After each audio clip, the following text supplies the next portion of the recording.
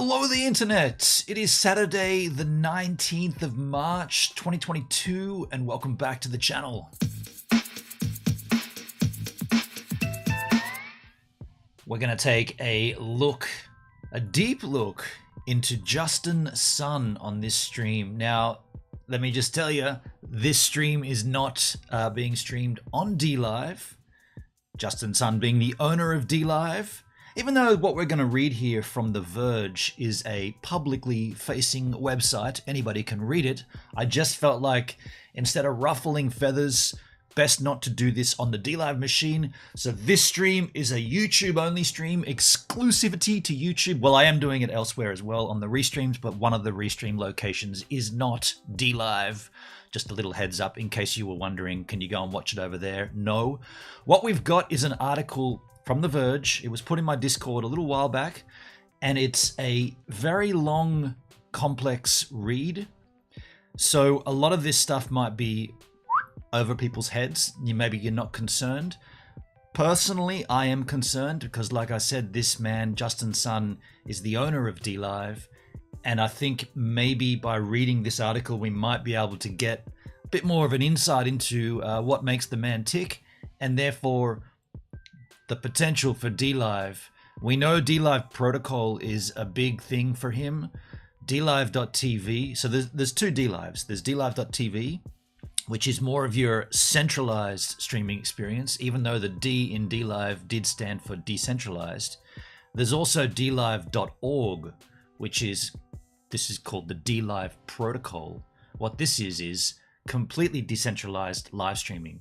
So when I start my stream here, which I've done today, if this was my DLive stream, it would go straight to the DLive ingest, and then the CDNs, the central distribution network, central or cached? Central distribution network would then go and send that on to all of your different countries where you receive it. The difference with the protocol, the .org, is that you would start a stream using software you've downloaded onto your computer.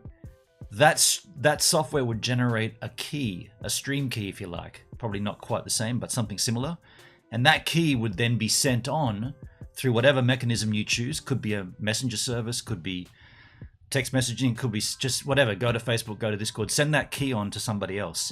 When they receive that key, they've also have to add that key to their software. So they've got to download the DLive software onto their computer. Currently only runs on the Windows machine. Once they've got the software, they input your key into the system. Then they become the next link in broadcasting the stream on. And then they send the link on to the next person. And the more people that get the link, the bigger the network becomes.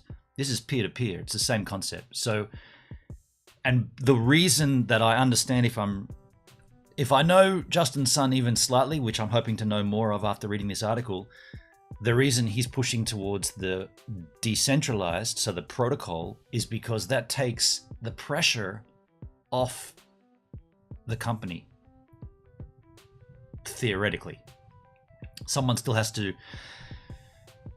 So this all goes back to the insurrection, the January riots of the Capitol building last year. If that content was streamed on the protocol, no one could take it down. It could continue to live. But as it stands right now, DLive.tv is still copying a hell of a lot of flack because that content was streamed on their platform and they were broadcasting it, if you like. Whereas the protocol means that no one's broadcasting it except for the person who had the link and then send it on, and you can hide behind any number of VPNs and whatnot to go ahead and be anonymous.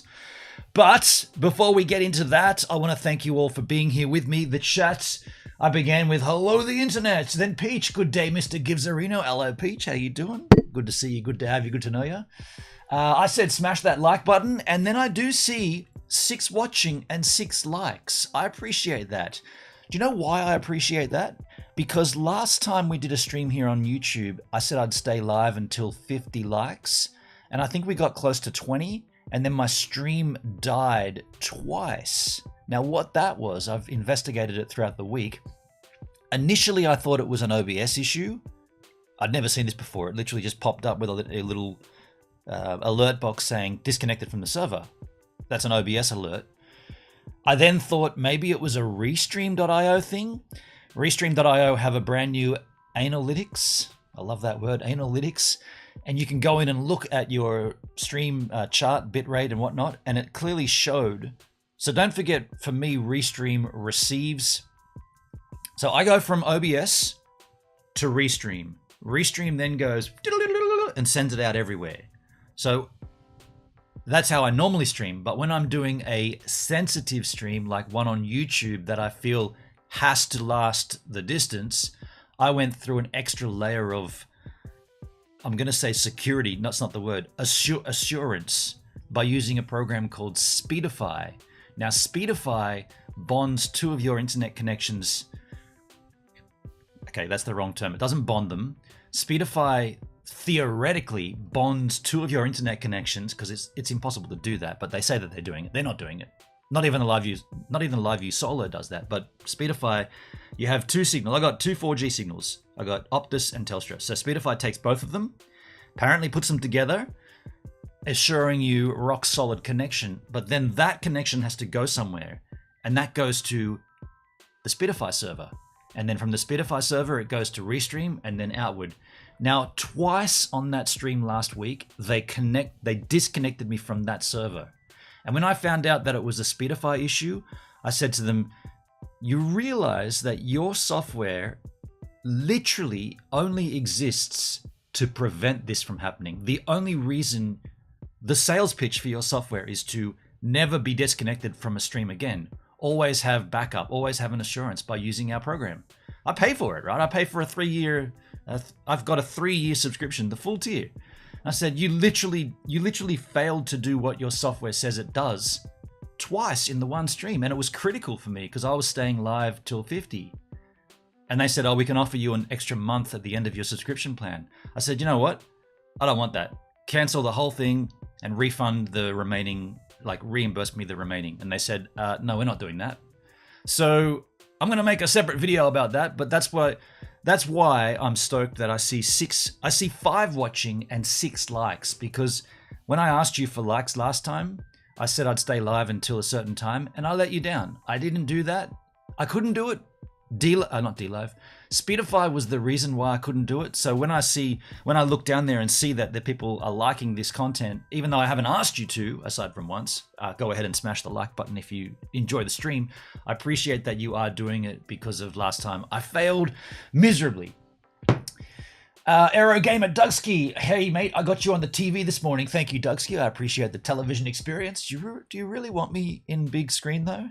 By the way, that stream last week looked crap. Like, is Speedify dumbing it down as well, like the bitrate? Because I'm streaming straight through OBS into Restream, and I'm looking at the stream on my little phone there, and it looks clean as. But last week it looked all clunky. So Speedify, get him out of here. Aero Gamer says done with a thumbs up. Thank you, my friend. Rich, g'day Gives and Givers. How you doing, Rich Santic? Good to see you, my friend, from Canada. Hey, Rich. G'day Gives and Givettes. G'day, Rob Mac. How you doing? Good to see you. Robski, Rich. Hey, Gero. Hey, Rob. Rob Mac. Hey, Doug. Hey, Rich. Sergeant Bob. Hey, Sergeant Bob. What's crack-a-lackin' in your town, Aruno? How you going, man? Sergeant Bob's in the house. Rich, hey Sergeant Bob, hey Sergeant Bob. And there is the chat, folks. We can all play along. Let us move into this article, because like I said, it's going to be a deep dive. It's going to be a big read. I'm keen to do it, though. You might not be keen. I'm keen. This is important. This is the man behind the streams. The only reason DLive exists is because this man bought DLive when DLive was failing. So whether you like the guy or loathe the guy, he did save DLive. I'm not so sure what his plans are going forward. Let's find out. So this is from The Verge. This is the graphic. It says here, brash and outspoken. The Tron founder, Justin Sun, has always been a controversial figure in crypto. More audacious. Can we make that a bit larger? Yeah, the text goes larger. More audacious than his repertoire. His reputation. Sun has an ever riskier approach to US and Chinese financial regulations and is often trying to evade them. Oh, that doesn't sound too good. While his rule-bending and dangerous Oh, sorry. It's hard to read uppercase sans serif font. Will his rule-bending and dangerous behavior finally catch up to him, or will he get away once again? So this sounds like he's done this before. The Many Escapes of Justin Sun by Christopher Harland Dunaway. This is from March 9, earlier this year. Artwork by Alex Castro, Amelia Holwati, and Krails and Kristen Radke. Let's read this, folks. Like I said, this is going to be a heavy read. This is going to be heavy. This is going to be heavy. I'm saying it multiple times. It's also going to be large. I made the font larger. Justin Sun, a budding... And by the way, stop me if you've got anything you want to add to this, if you've got any commentary, if you've got any additional links that we should pull up, stop me as we go, right? Stop me as we go. Justin Sun, a budding Chinese cryptocurrency mogul, walked through the shiny, lofted atrium of the departure terminal at South Korea's Incheon Airport. It was September 2017, an early height of the crypto phase, and Sun had every reason to be nervous after his first ICO. An ICO, or initial coin offering, is like an initial public offering for a new stock. It's the first time cryptocurrency traders have the opportunity to buy a brand new token, but Sun wasn't anxious about the money he stood to gain if it took off, or what he'd lose if the token flopped. That's interesting, so he wasn't even concerned. In fact, his company Tron introduced a coin called TRX, which I hold. You have to hold some TRX if you're going to transact on... Well, you know what? Let's stop for a second and just explain that. So you earn BTT, which you'll find out Justin Sun owns this as well, BitTorrent. The token is BTT. You earn that on DLive for streaming, but you need TRX, which is the token from the Tron, or from the Tron Foundation on the Tron exchange. So you need TRX to transact in BTT. So when DLive died and Lino didn't work, so Lino, fire, this is even more deep than I thought. Lino was a concept that DLive was working on, or it's called testnet. So it wasn't actually public, but you earned Lino by streaming on DLive, and you could transact in Lino by streaming on DLive in the testnet. So not a cryptocurrency. Well, a cryptocurrency, but not public. Well, public, but not fully fledged. Testing. When that all failed, DLive was dying and Lino was dying. The concept was gone. It wasn't going to work. It was never going to make mainnet. Justin Sun came in and saved it by introducing BTT and BitTorrent to DLive. So there was a transaction that you could make. You could swap your Lino out for BTT. Like I said, then you needed TRX to make the transactions on the Tron chain exchange. So all of a sudden, myself and many other streamers were hit with this, oh, now we got to learn about BTT. Now we got to understand BitTorrent. Personally, the only thing I knew about BitTorrent was that it was a place to exchange free pirated copies of software, Photoshop, whatnot, and Premiere and all that crap, right? You could go and get, if you needed anything and you didn't want to pay for it, you went to BitTorrent. This goes back quite a ways, but I remember Napster back in 2001. I remember using Napster in Canada. Then coming back to Australia, I remember Kazoo or Kazaa it was. I remember LimeWire. I remember other ones. What was the purple one? There was a purple graph. Anyway, it doesn't matter. And then I remember BitTorrent. So when I heard BitTorrent was getting in bed with DLive, I was a little apprehensive. I was like, how's that going to play out? Like, we don't need to, like, we're streamers. We're not swapping software and shit. Turns out that the BitTorrent file system was the big selling pitch to enable streamers to get their stream VODs shared through the BitTorrent file system. So you search for a file on BitTorrent, and you're not, like, if you wanted to find this glass on BitTorrent, you're not getting the whole glass. You're getting fragments of it from every user, and they're all piecing it together through the software. The idea behind DLive and BitTorrent was that, well, one of the ideas was that every streamer would then also be streaming onto BitTorrent, and you could, and this is rad, like, you could go searching and find my stream, and then you could just download the torrent and piece it together, and then you've got the VOD. So therefore, it exists forever on BitTorrent. Now, that never happened. It's been over 2 years since then, and it has never happened. That's just one thing.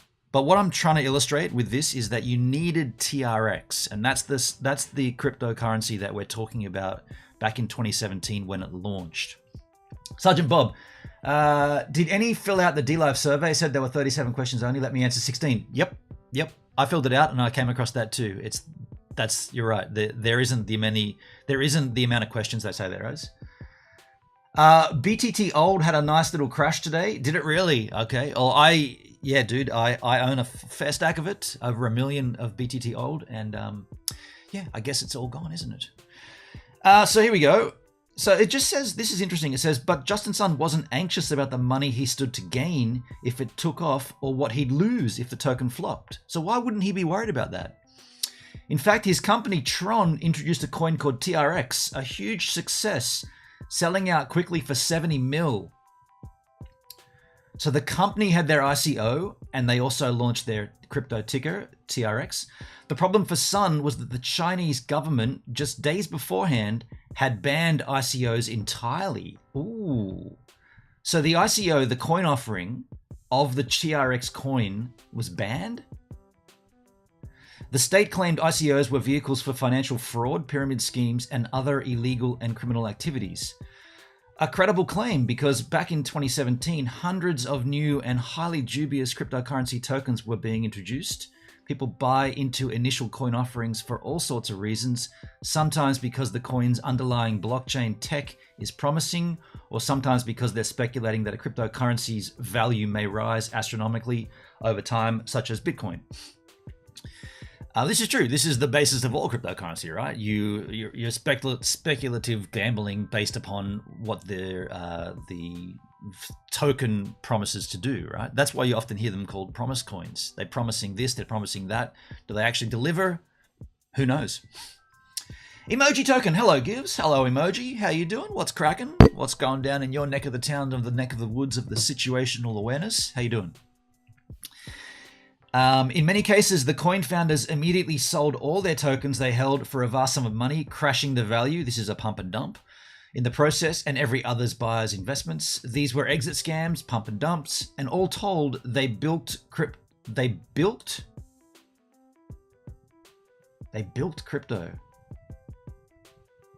Build. I guess that should be build. There's a typo here. They build crypto buyers for billions of dollars. People were swindled so frequently in the United States. Man, why have they not used this font? This font is hard to read. People were swindled so frequently the United States Securities and Exchange Commission could barely file charges fast enough. The Chinese government's ICO ban was why a week later Justin Sun was waiting for a flight in Linchin International Airport. Sources who heard him tell this story say Justin believed he was a fugitive and ready to take off. So he launches an ICO in a country that's banned them. And the day that he launched it, was this the same day? He skips the country. No, a week later. So he launches the ICO knowing that it's been banned in China, and then he skips the country. Okay. Sun's true escape route from Beijing to Seoul remains cloaked in rumor, but the reason for his getaway was simple. He likely knew the ICO ban was coming and went through with it anyway. Oh, that's even worse. Sorry, I got that timing wrong. I thought it meant that he knew it was there and he did it anyway, but it sounds like he knew it was coming.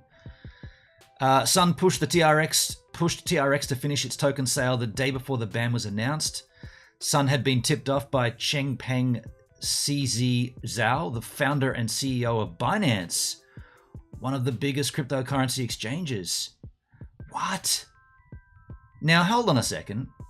So Binance was going to launch the ICO of TRX, but doesn't Justin Sun own Poloniex, the other exchange? I mean, I know from my history when we were getting issued the BT... Yeah. What's that noise? Don't worry about it. When we were being issued the BTT from Lino Exchange, when the transfer, By the way, we did get a 3% bonus on top, which was very handy, very lovely. That was my first foray into cryptocurrency. I didn't know what BTT was. I didn't know what TRX was. I didn't even know what Lino really was. But I knew that I had to transact it. And the only place to do it, or the recommendation, was on Poloniex, because it was a Justin Sun product. So why are they talking about Binance here? Why would Binance, the CEO of Binance, tip off Sun? They were in it together, a former employee told me. Allegedly, Zhao, which is the Binance CEO, learned of the impending government ban from his own connections, but at some point after the ICO ban, Zhao made clear his relationship with Justin Sun was not personal, stating, "We have only talked business and haven't really hung out in any way." But as recently as 2019, Zhao and Sun vacationed together on the shores of Lake Geneva. Over social media, they give the impression it was a business trip. And also, Zhao did not respond for a request for comment. Just in the chat there, Emoji Token, if you want a new streaming platform, learn about Float. Dude, I'm already over there. I'm literally streaming this right there now. So, Emoji, do your research, dude. How do you like that? Do your research. If you want to come out here and tell me what to do, at least go and check first. Because you just told me to go to a platform where I already am streaming on right now. So I beg you, if you're going to come out and try to slam somebody to do something or encourage somebody to do something, make sure they're not already doing it before you come in, because I'm already doing it. And if you like this facetious approach I've got, or this high-strung attitude, smash that like button, tinkle that subscribe bell, and yaha ying on YouTube.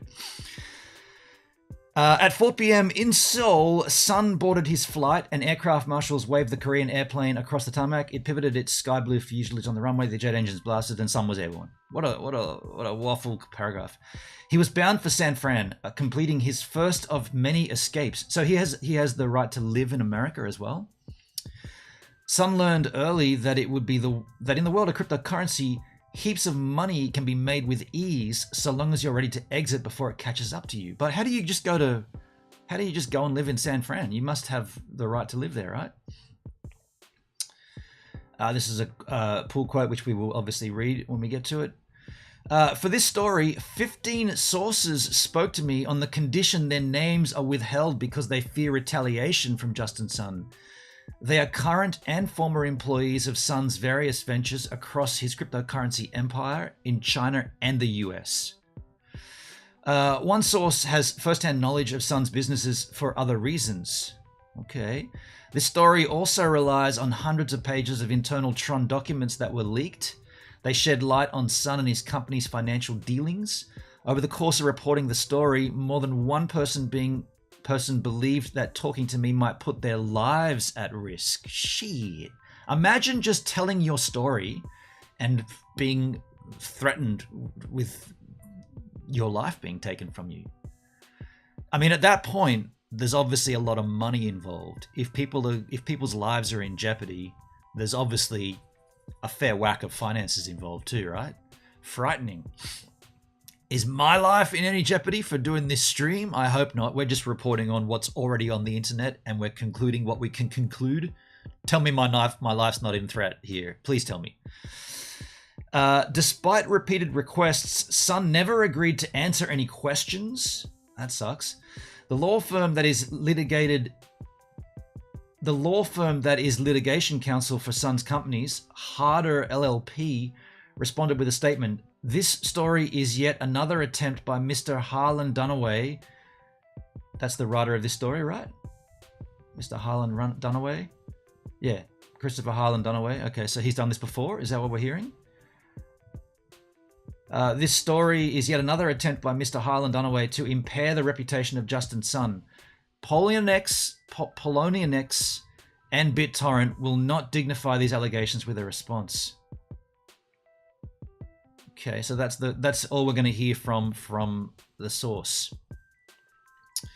I've also revisited 18 current and former employees from BitTorrent and Tron who spoke to me during my earlier reporting on Justin Sun for The Verge. So we could check that if we wanted to, but we'll probably stick to this report.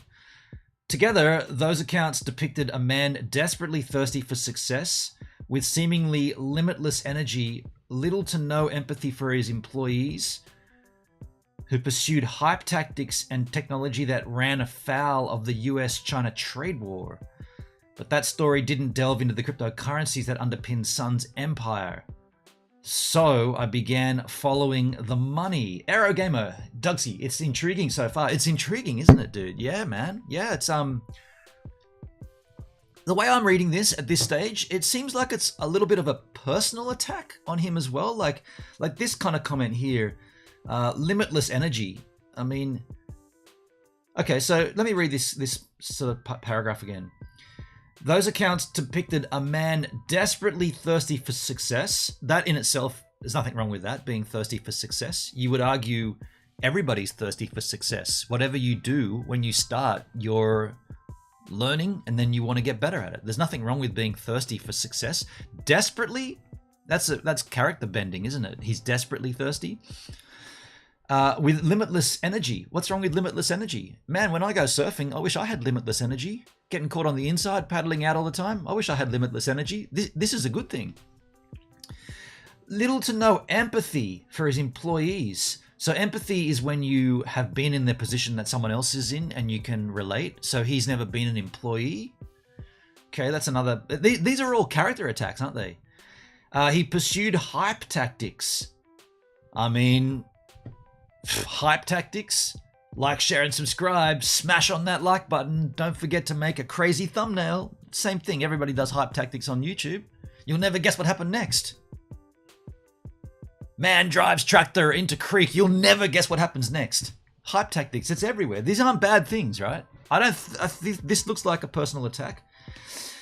And tech that ran afoul of the US-China trade war. Now, there's an issue, right? But then again, where does his allegiance lie?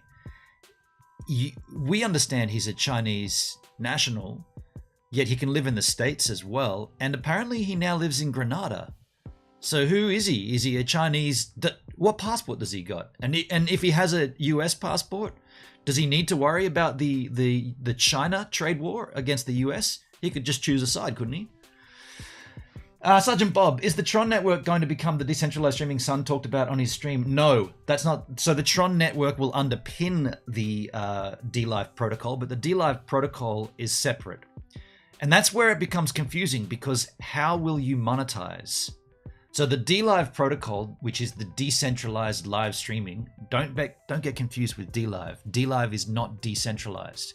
The protocol is and will be, because you install the software, you click the link, and then you broadcast the stream. No one else does that. You're doing it. So the decentralized protocol will be created by Justin Sun and the Tron network, which it already is, but no one at the Tron network will be running it. You choose to run it. Therefore, decentralized. The confusion I have is, how will the monetization look? Because if you're going to earn lemons or TRX or BTT or whatever it is, that's going to make it centralized at some point. There's going to be a third party maintaining the coin, right? Unless I'm wrong. I could be wrong. I don't think we're going to learn about that here, though. I'd be very surprised if this article goes into the protocol, but we'll see. So I began following the money. Justin Sun hid in a high-rise apartment in San Fran, afraid of returning to face Chinese authorities. Okay, especially if he fled because of the ICO ban. After a few months, the value of Tron's token TRX had skyrocketed. So at that point, you also have to look at what what's the value proposition of TRX? What's the utility behind it? Now, I only know about a few things, DLive, and I also know a little about the bankroll.network, because we did investigate that on a crypto stream. We actually played a fair bit there.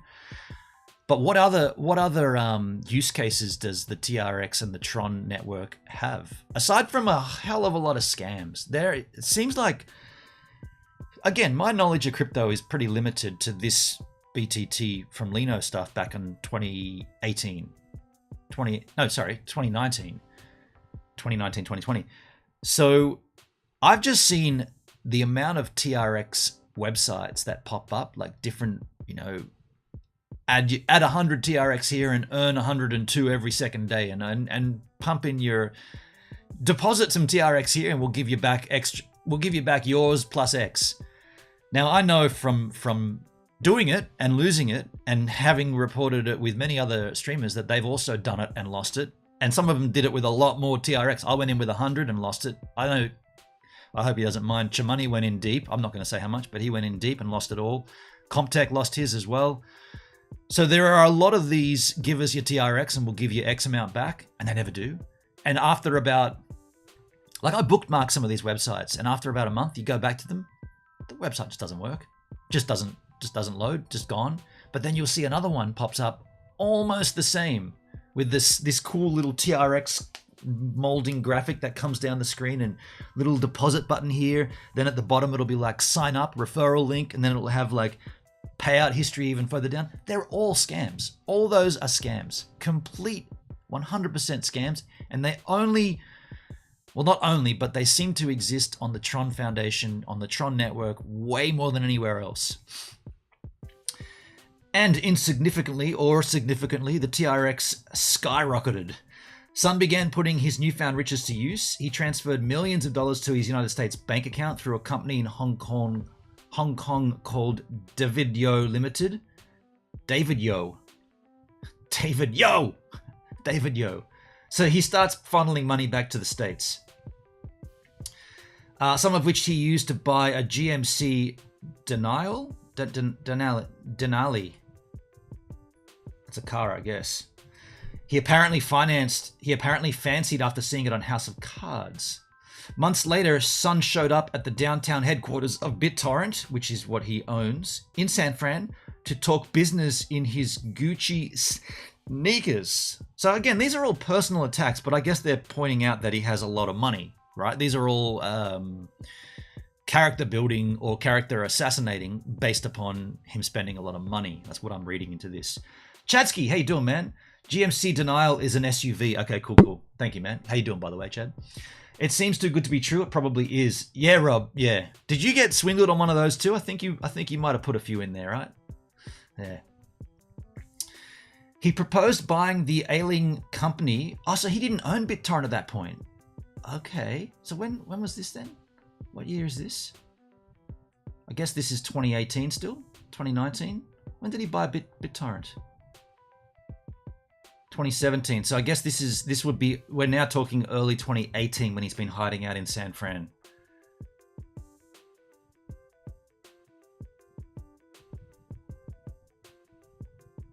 Okay. He proposed buying the ailing company whose software focuses on decentralized file sharing for 140 mil. He emerged with one of the most recognizable worldwide brands in peer-to-peer sharing tech. So he bought it for 140 mil. The tale of Sun's escape became... So they're considering this an escape from China? So so again, how does he legally live in another country without getting a visa? Anyway, his escape became well known in San Fran's Tron office. In his telling, it was an anti-communist sob story about a businessman escaping China to fulfill his God-given capitalist ambitions. So he must have denounced his Chinese passport, right?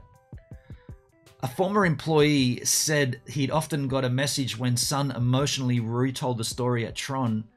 Justin cried again. So it was an emotional... I mean, look, okay, again, a personal attack about his character. It sounds like he had to forego his nationality. He's Chinese. He's a Chinese national. He's born in China, right? So he now lives in the States, or at this particular point in this story, he lives in the States. And he escaped China, so he's not going back. So of course it's going to be tearful, right? He's probably got family back in China. But suddenly, Sun seemed intent on putting a Chinese imprint on the company. He decided to consummate the marriage between BitTorrent and Tron with a summit meeting at Tron's Beijing headquarters. It was his first return to China. Oh, what? So he went back to China? It was his first return to China employees had heard of. After months of ducking the authorities, he apparently felt safe there. So why would it all of a sudden be okay to go back to China? Somebody in bed with him in China? There's someone in authority going, dude, it's okay to come back now. We've smoothed it out. It's all good, man. Come on. We know you bought BitTorrent for 140 mil. Come on over, dude. We'll get a little bit of that as well. These are all my thoughts as we read it, but how does he now come back? He's just escaped China for a few months and hung out in downtown San Fran where he made a little purchase, and now it's okay to come back to China? Something smells a little fishy there, folks. BitTorrent's C-suite executives just in from San Fran were ferried from Hotel Shangri-La in Beijing to a co-working space and led into a glass-enclosed conference room. Sun took the head of the table and read a typed speech calling himself Chairman Mao, telling the C-suite executives that they were his generals. Okay, this is getting a bit weird.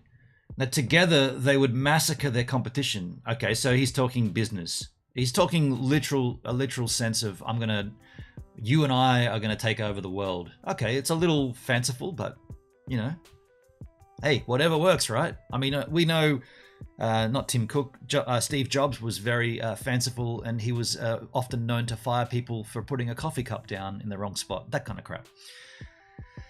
Enough money you can buy a visa, Sergeant Bob. Right on. A briefcase full of Franklins, and they pretended he wasn't there. I mean, that's kind of what it sounds like.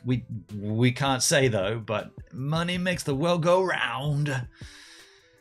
People were feeling uncomfortable and incredulous at the euphemisms and metaphors. A person who was present said, when Sun finished, BitTorrent's CEO made a key observation. Weren't all of Mao's generals killed? To which Sun supposedly confirmed, yes. Okay. The C-suite executives split up for meetings with different departments at Tron's Beijing office. So not only is Justin Sun back in China, but all of his crew are over there as well. They're all in China with, I guess, working visas. Justin Sun's a Chinese national, so he's okay to be back there. But what about the workers? Well, there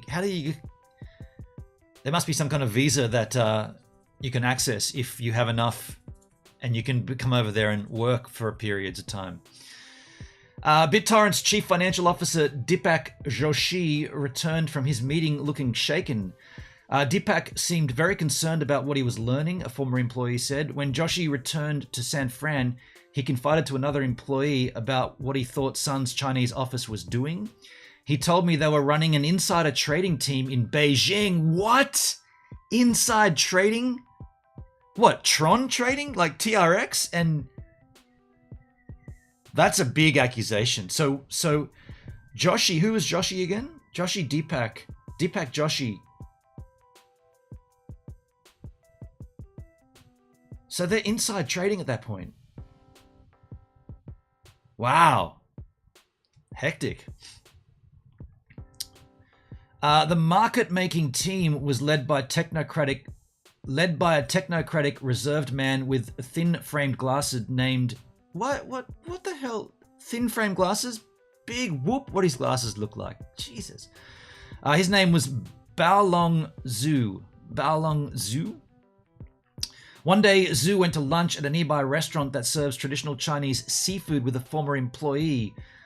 They were eating a stewed freshwater fish called crucian when Zhu began explaining his job was to make sure the TRX price is at some level Justin wants. Okay. Do you reckon, does that constitute inside trading? Or is that just trying to keep... Like, we all know whales manipulate the markets, right? Is that inside trading if buying and selling to maintain a particular price? I guess... Is that inside trading? Markets are manipulated by whale movements. Whales buy and sell to make a profit. If Justin Sun was saying keep the TRX price at X amount and buy and sell whatever you need to do that, is that... Yeah, that is inside trading, isn't it? Because the owner of the thing is speculating or dictating what the price of the thing is. Whereas in the other examples, it's whales that are trying to make a profit that are dictating the price. Yeah, okay. I think. Sergeant Bob, damn, lost frames. Good, you're back. I haven't lost any frames here, dude. That's got to be at your end. Yeah, I haven't lost any frames. Appreciate the likes, though. Just a side note, I see 5 watching and 10 likes. Shit, yeah. Appreciate that. Send this out to all your yahoos that like Justin Sun frame streams. And let's like this up. Story writer must be getting paid by the paragraph. A lot of unneeded verbiage. It is a little strangely worded. This stuff just little strange, but over the course of the explanation, Zhu explained that Sun directed them to buy TRX when his team knew that Tron was planning to announce good news to the public. Okay, that's certainly inside trading, 100%. So at that point, the founder is about to make an announcement, but before he does, he directs the whales, like the insiders, to perform certain sell or buy. That looks sketchy, right? After Tron made the announcement, the token's value shot up and they sold at a major profit. That's a pump and dump right there. I was kind of scared, the former employee told me. He was doing the so-called market making, insider trading all the time. Wow. I mean, yeah, this is heavy. These are no longer allegations. This is former employees making these comments. Now, you could say it could be gruntled former employees, maybe. Degruntled, begruntled, upset. Gruntled, is gruntled a word? Degruntled. Former begruntled employee, I think that's the saying. So that could be the case here, that they got hard done by, and they're trying to like throw their ex-boss under the bus. But then again, they're also being threatened with their lives. Okay. When another former employee asked Sun's top lieutenant in Beijing what market making meant, he chuckled and said, you know, how the Chinese folks do it, right? He apparently explained that the market making's team job was to work with whales who were wealthy cryptocurrency spenders outside of Tron. Okay, so are we going to hear now that they were feeding info to the whales? Because at the point that I said before, when whales do this, it's not illegal. We all know whales can manipulate the market by buying and selling. When the whales have direct access to inside knowledge about the coin and what's about to happen and announcements, then that is inside trading done with a loophole.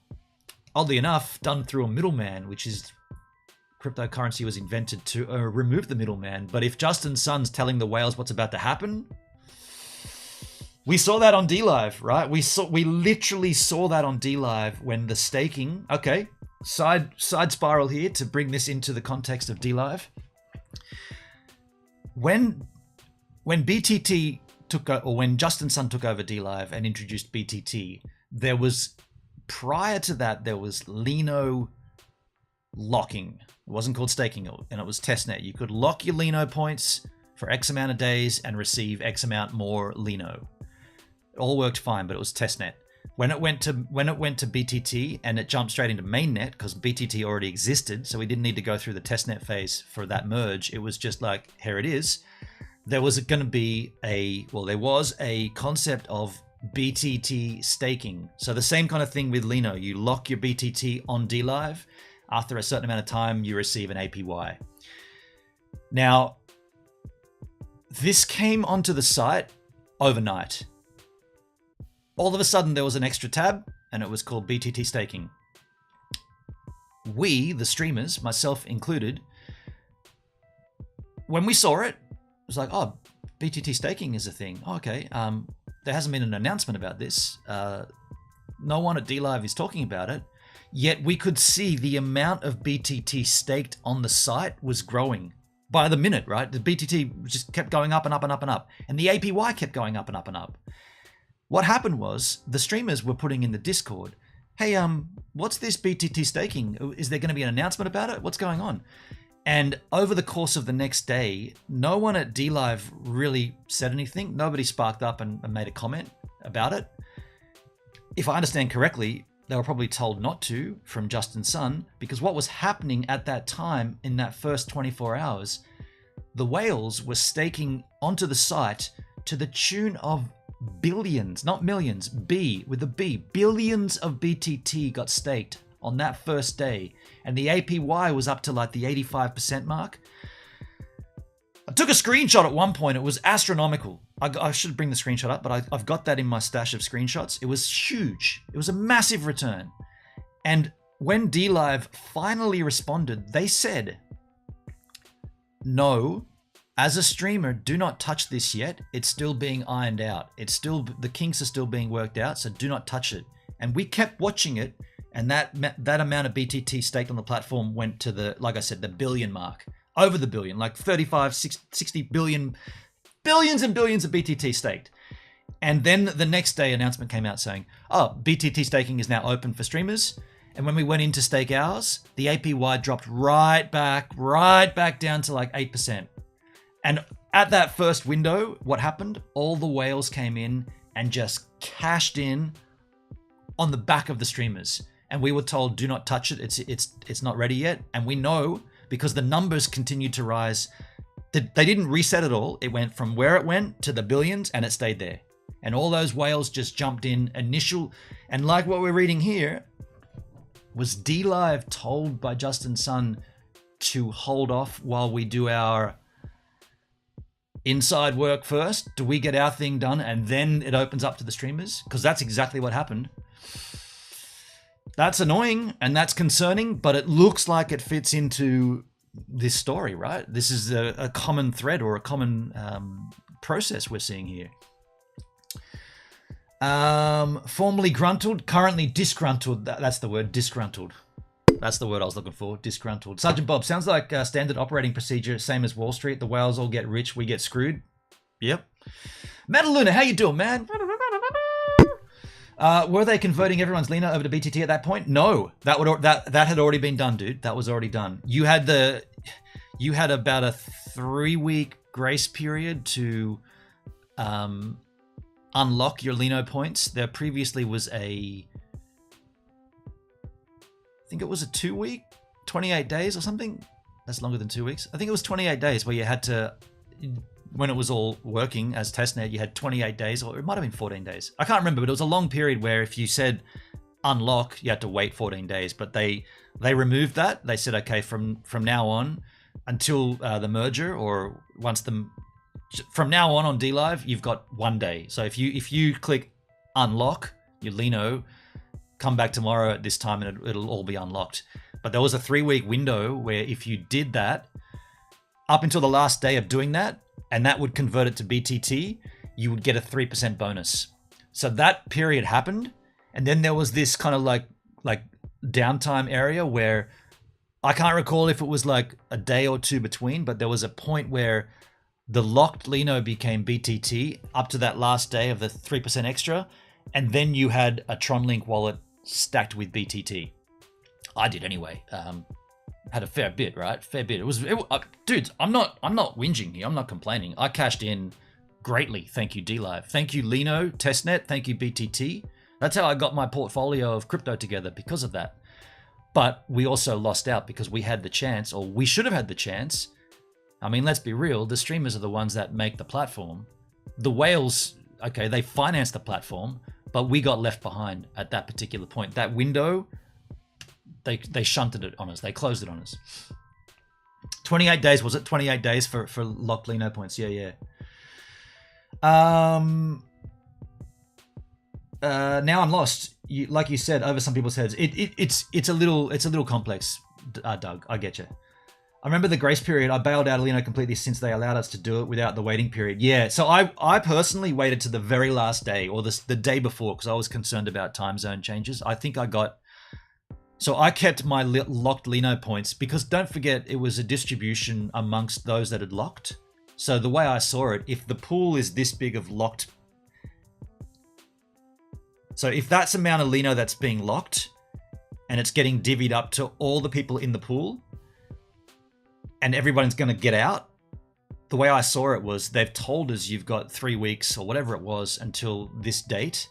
And by the way, if you didn't get it out at that date, it's gone.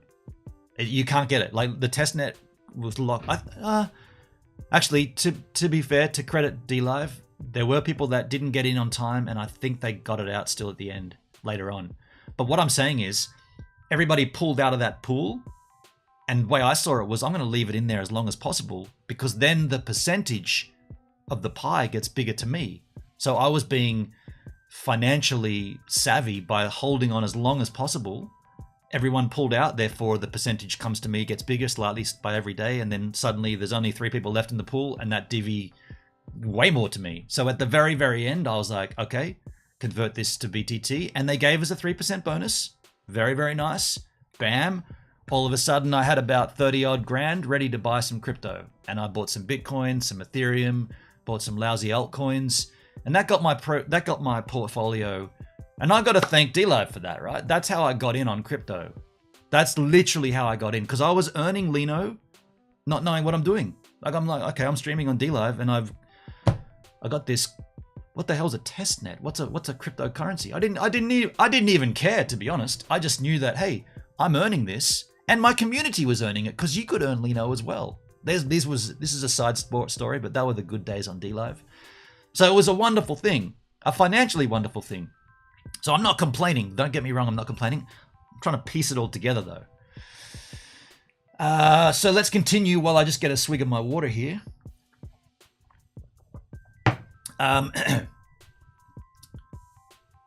Okay, you know how the Chinese do it, right? He apparently explained that the market-making team's job was to work with whales who were wealthy cryptocurrency spenders outside of Tron. We have a way to pump the price of TRX, he said. You know those folk that have a lot of money and don't have a lot of brains? You can influence them to do whatever you want them to do. So he's literally talking about the whales. The team's operations had ventured into the realm of what is essentially wholesale market manipulation. Both Tron and BitTorrent did not respond to a request for comment. I don't think they're going to comment on this, are they? They're getting slammed here. Metal Luna, yeah, I remember a couple of years ago you saying you didn't care much about crypto. Yeah, dude, I was like, the only thing that I was excited about was that, and I'm a numbers guy. Gives a minute, my channel, it's all about numbers, and the irony of that is I'm absolutely shithouse at maths, but I really do enjoy the concept of numbers and increasing, and I'm a little bit regimented. I'm half German, and I get a focus. I like seeing visual, like as a kid I used to love like sweeping this. We had a big house with a lot of stairs outside, and there was trees and leaves. I loved sweeping the stairs because it was a process when you went out there and looked at it. Like, I hated doing jobs. Dad would always say, sweep the stairs. I want a skateboard. No, sweep the stairs. I'd start looking at how many leaves are on it, and then as you go down sweeping, it's a visual thing where everything becomes clean. The further you go, the cleaner it gets. I've always liked that. So when I saw this PewDiePie video about streaming on DLive and you can earn this cryptocurrency Lino, I was like, what the hell, cryptocurrency? Yeah, right. Who cares? But I can stack it and earn more by percentages. Get me in. Get me in. Didn't know what it was. Didn't care. Just knew that it was something that was going to stack. So that's how I got into cryptocurrency. Yeah, in a strange way. I guess no one else would really get into it that way, because people usually get into it to make money. I just didn't care about it. I was like, oh, it's a stackable thing and you can earn more. But what is the thing you're earning, dude? I don't know. What the hell's a testnet, man? And that's why I was so confused when they said, when it went to BTT, and they were like, okay, you got to get a Tronlink wallet. I got to do a what? Where am I putting it? I got to get Tronlink. What's Tronlink? Okay, that's the blockchain, Tron. Oh, okay. So all of this BTT lives on Tron. That's correct. Okay, that makes sense. Now, you want to lock your BTT back on DLive, so you're going to need to get some TRX. What do I need that for? Where do I get that? Well, you need to be able to transact on the Tron chain. I said, why can't I just use BTT? Doesn't work that way. You got to use TRX. TRX is another cryptocurrency, right? So I now have 2 cryptocurrencies. I got TRX and I got BTT. I was like, dude, I love it. And all of a sudden I'm like, cryptocurrency? Yeah, man, this is cool. What are you going to do with it? Don't know. Sergeant Bob, I'm still crypto stupid, but understanding a little more as we talk about it. Yeah, dude. I mean, it is kind of easy. Like, it's not easy at all, but it does make sense. Like, if I can get it, and don't forget, I flunked high school, like terribly, failed everything. If I can understand it, anybody can. And like I said, I got in and not knowing, I came out with over, I think I had about 38 grand when I got into my, when I converted my BTT, because okay, this is good historical. I took all of the BTT except for 1 million. So I had about think I had about... Either way, the value in US dollars was about $38,000 when I'd all told. So I had about 38 grand to spend on cryptocurrency. Now, I remember people at the time saying, dude, take the money and run. Don't put it back in crypto. I put it all back in crypto, all of it. I kept 1 million, not dollars, I kept 1 million BTT and I restaked it in DLive. So I have about, because I've been staking and earning percentage, I've got about 1.2 mil BTT old still locked in DLive. About 1.2 million BTT old. And the rest, I pushed it into other currencies, mostly Bitcoin. I guess it went Bitcoin, Ethereum, Monero. I think that was the top percentage. The biggest percentage was Bitcoin, Ethereum, and then Monero, and then a bunch of altcoins that you guys recommended. And then Hex came along, and Hex now and Hedron, they're up there with my highest percentages of portfolio. Zuxki, how you doing, man? G'day, dude. Good to see you, buddy. How you doing? Good to have you. We just took a little pause there, but let's continue on. When Deepak Joshi, BitTorrent's chief financial officer, returned to San Fran from the Beijing summit, he spoke to another worker about the possibility of illegal activities in Beijing. The former employee admitted to me, I'm not a law expert, but I definitely know this is not good. Joshi and the other employee decided they would be safest if they removed themselves as much as possible from work on TRX and actively ignored discussions of cryptocurrency. So the idea was to not know and to not engage. The former employee said, I asked them if that's because cryptocurrency fell into a gray area of the law, because don't forget it's banned, or so much so banned in oh, but they're in San Fran. Sorry, I thought that was still in China. They're back in San Fran.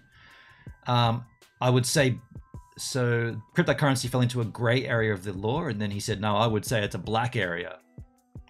Deepak Joshi declined to comment on this story. Okay. I spoke to 3 lawyers who are experts on the intersection of financial law and cryptocurrency and a former regulator for the Financial Industry Regulator Authority about insider trading and crypto. Their opinion on whether insider trading law applies to crypto, a case can be made. They also all agreed emphatically that Tron's Beijing market-making team appeared to be using material non-public information to make trades. I guess that's a given from what we've seen. The US Securities and Exchanges... Actually, hold on a second. None of this has been proven. All of this is just hearsay at this point. When I said what we're seeing, we haven't seen anything. We've just seen a report or a story with ex-employees' testimonial. But there's nothing sworn in here or anything. There's no evidence. Just to put, like... We're going to paint a picture here. Let's paint the whole picture. We haven't got any facts at this stage. We've just got speculations and unnamed testimonials. Not even testimonials. Julia, hello, Gives and Givers. Great to see everyone. How you doing, Julia? Hello, skis. The US Securities and Exchanges Act explicitly forbids trading using material non-public information as an unfair advantage, and the maximum penalty is 20-year prison. Crikey. Sun was flirting with a grave financial transgression in the States, but unlike China, where authorities have a clear record of arbitrarily detaining businessmen, the States has a slow-churning judicial rule of law which offered Sun a different kind of escape hatch. Legal arguments. The legalities come in here. You've gotta love a good legal argument. Steak? Money's too tight for steak. Steak? I just want to tell you how it feels. Rob Mack, I want to tell you how it feels. Thank you for the donation, my friend. $5 super chat. I just want to tell you how it feels. It doesn't sound the same when it's not Jay telling me how it feels, though. I want Jay in my ears. Thank you, man. Cheers, dude. Just curious, what's Grenada's extradition policy? Just saying. I mean, do we get into that? Does this article get into that? Insider trading prohibitions apply to financial products called securities. This is where it's going to come unstuck because a cryptocurrency isn't a security. Insider trading prohibitions apply to financial products called securities. A security is an old-fashioned 1930s term for an investment. So think of stocks or bonds. The government regulates securities because they can easily be exploited by well-connected whisper networks to make enormous riches while conning the public out of fair market conditions. The multi-billion-dollar question is whether cryptocurrencies are securities or not. Exactly. It depends on a case-by-case basis, but if a crypto token qualifies as a security, insider trading law applies. And that's how, I guess, without having read the rest of the article, that's how Justin Sun is a free man still to this day, because cryptocurrency, TRX, is not a security. There you go. Sun faced a second major danger. Okay. It's not, the war isn't over. If a cryptocurrency qualifies as a security, it must be registered. With the SEC. Registering means crypto firms open their accounting books for inspection and make public disclosures about their performance. Selling unregistered securities is a crime, punishable by up to 5 years in prison in the States. Nevertheless, a huge number of blockchain companies have rushed cryptocurrencies to an ICO without registering them with the SEC because I guess they all believe that they're not securities. So far, the SEC has quietly negotiated numerous settlements with cryptocurrency businesses and even charged company executives with selling unregistered securities. I mean, that's a pretty bold statement. So far, the SEC has quietly negotiated numerous settlements with cryptocurrency businesses. What tokens? You're going to put out a statement like that? Well, you got to have some proof there. What are the tokens? Interesting. Whatever the conclusion of this lawyerly debate over crypto, Justin Sun embarked on an obsessive quest to secure Tron's lawful legitimacy. He began approaching lawyer after lawyer after lawyer to find legal opinions that could protect his cryptocurrency businesses. He knew his path to riches in the United States was littered with legal pitfalls to dodge. Since the SEC was the watchdog that may bite at Sun's heels, it made sense when a former employee heard him muse in a meeting, you know what would be amazing? If we had somebody from the SEC be part of the company. Okay, that statement becomes a little concerning. So you're concerned and frightened that the SEC is going to come down on you, and the way to mitigate potential risk is to have someone who works for the SEC also work for you. Just trying to piece that together. That doesn't seem great. Doesn't seem like a great idea. I mean, there's one thing to say we're going to acquire staff that have previous experience in said field. Like if you're looking to build a vehicle, you wouldn't want to go and you wouldn't want to hire staff that maybe, worked in ships or worked on satellites. You'd want to get someone who worked on vehicles before, right? You're not going to employ someone who has no vehicle experience. You want to make a vehicle. I get that, but getting someone to work for you just because they also work for the SEC?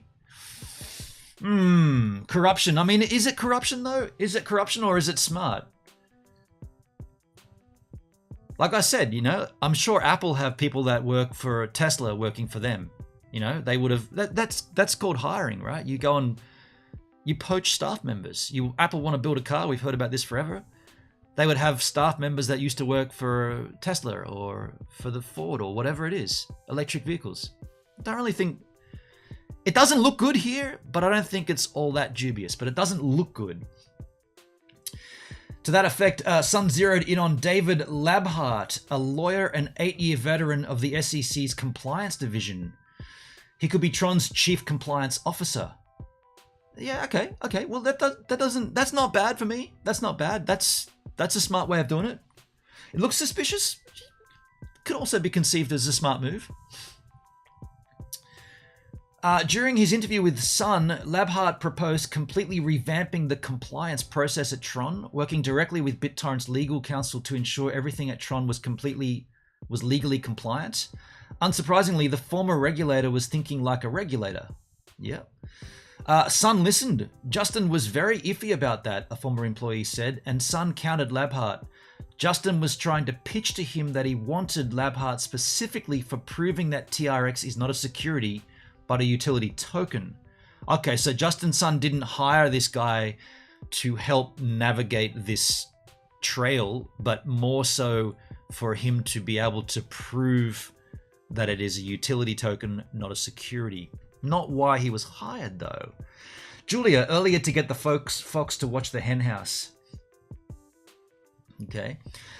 A legal expert on securities told me there was no reason to believe the utility token argument was valid anyway, and that there's no judicial opinion that describes tokens this way.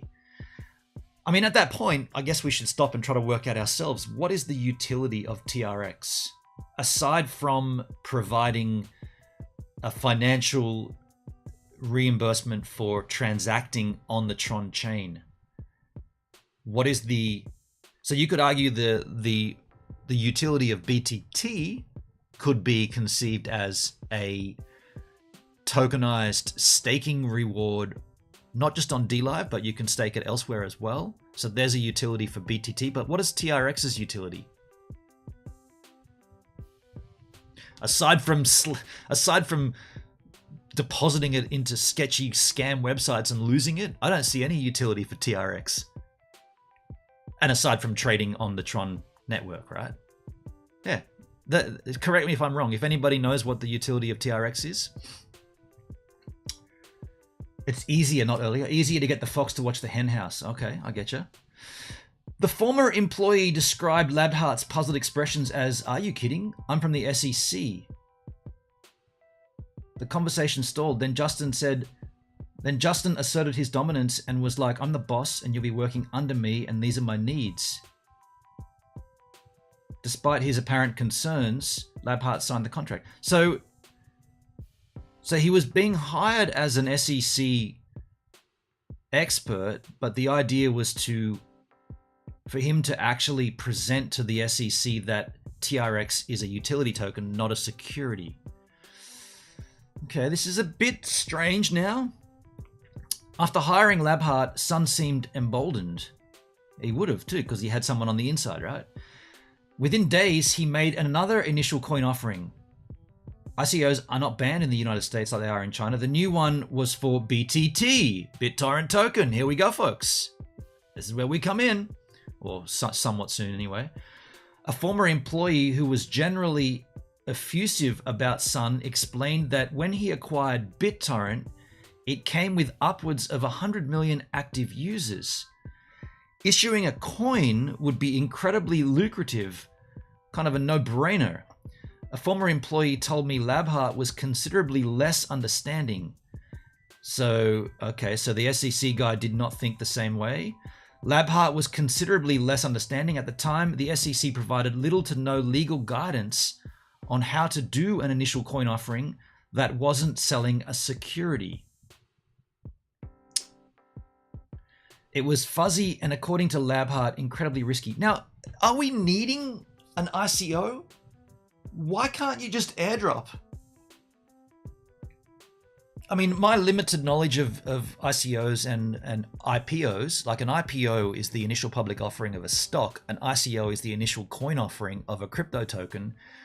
But do you need to do an ICO? Like, can't you just airdrop to active users?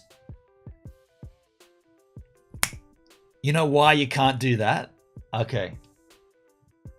And this is how Hex comes into this, because, or Pulse Chain anyway, and Hex, you can't airdrop a token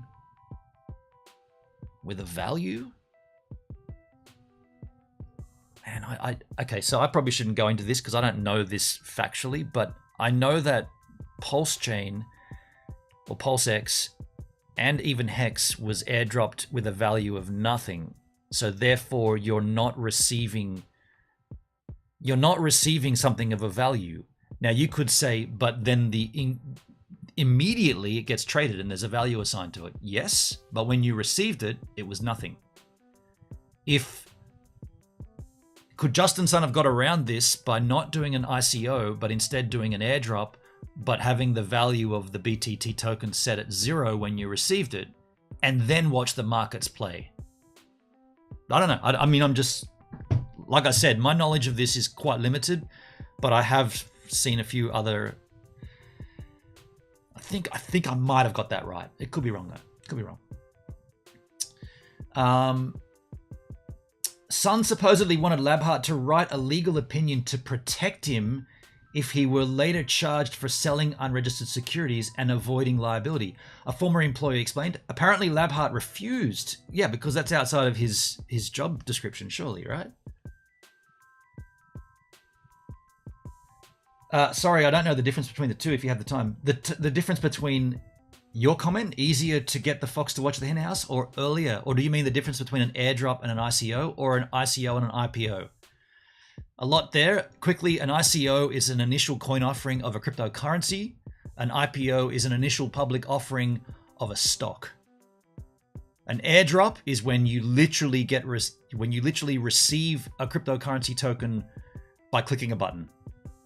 Usually it goes to a set of people or a set of users that have done something. In the case of Hex and PulseX and PulseChain, you received it. Well, in the case of Hex, you received Hex simply by owning Bitcoin. So if you were a Bitcoin holder back in 2019, you received Hex for free, literally for free. Hex was given to Bitcoin holders for free. Pulse and PulseX are given to a subset of users who have sacrificed a certain amount or sacrificed any amount towards a particular cause. That's how you're getting Pulse and PulseX. And Hex was beforehand. It's an expectation of work from others. The emoji, that's why an initial coin offering is sketchy or is more difficult to do, because there's an expectation that there's going to be a value assigned to this coin, which comes from the work of Justin Sun, right? So his coin is going to be worth value. So therefore it's got to submit to all these requirements. But if there was no expectation of profit or of work, aka I give you something that's worth nothing, and then the market decides what this value is once it's in the hands of these people, this subset of people, then that clears it, right? Then you haven't given anyone anything of value, and the market, the free market, has decided what the value is. That's how I understand it, but I might have got a little wrong there. But Sun then announced the company would dole out BTT to the public for free. Okay, so he did an airdrop, a so-called airdrop. There you go. Did he put the value at zero though? These crypto giveaways are a kind of marketing ploy, which is also dangerous because it looks like marketing for an investment opportunity, a security. I think that was the straw that broke Labhart's back. He resigned. Ooh, okay. Emoji agrees. Okay, cool. Justin would. So there's no. Okay, so in regards to what I just said about the value being set to zero, there's no mention of that here. So I might have got that wrong, because it says here he was going to do an airdrop, or he did an airdrop, but that's when the SEC guy Labhart said, "Nah, I'm done. I'm out." So he split.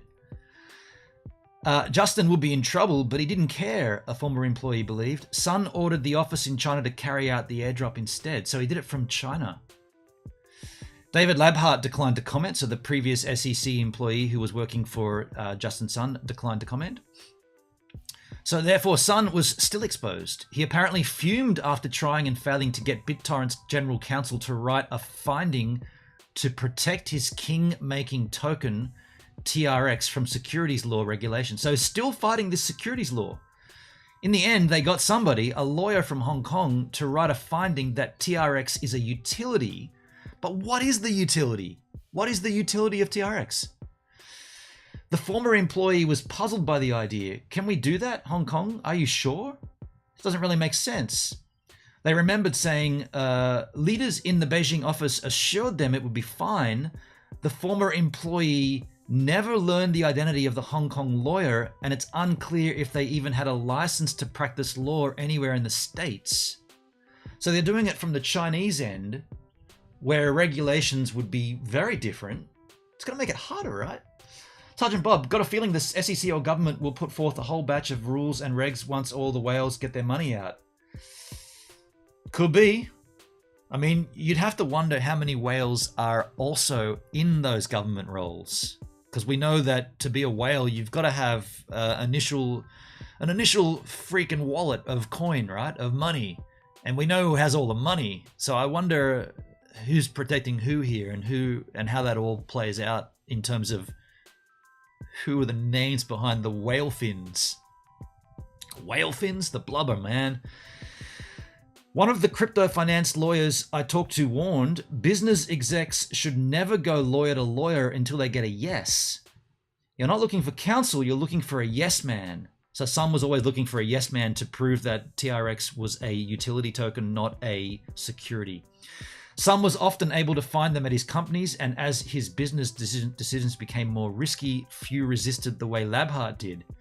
It seemed as though Sun believed that counsel were disposable, like he could afford to leave them behind, tarred by the acts they unwittingly facilitated, while he kept his eye on the pathway out.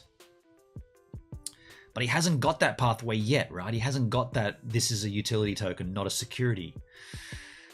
Says Sun made a radical change in his crypto empire when he bought a cryptocurrency exchange called Poloniex. I could never say this word. Bingo, Yahtzee, touchdown, Sergeant Bob. Bingo, Yahtzee, touchdown. I'll pay that, dude. I also needed a swig of my drink. Crypto exchanges function like a stock exchange, but instead list tokens. So this is what he bought, Poloniex, an exchange. They are cryptocurrencies' white-knuckled marketplaces. Poloniex, or Polo, as enthusiasts called it, was an incredibly popular and incredibly risky place to trade crypto, held together by what some employees call duct-taped code. Polo used to be a shitcoin casino numero uno. A former employee said it would list everything. That is, the exchange listed tokens of unbelievable tenuous legitimacy, aka shitcoins or altcoins. The trading community was ruthless. People would constantly pump and dump coins. It was just like completely Wild West, a former employee said. So, but basically a shitcoin or an altcoin can be considered any coin aside from Bitcoin, if you really wanted to break it down. Not really necessary for the argument here, but in case you're wondering what a shitcoin is, it's just a funkier name of an altcoin, and an altcoin is an alternate coin, anything alternate to Bitcoin. Bitcoin being the very first coin.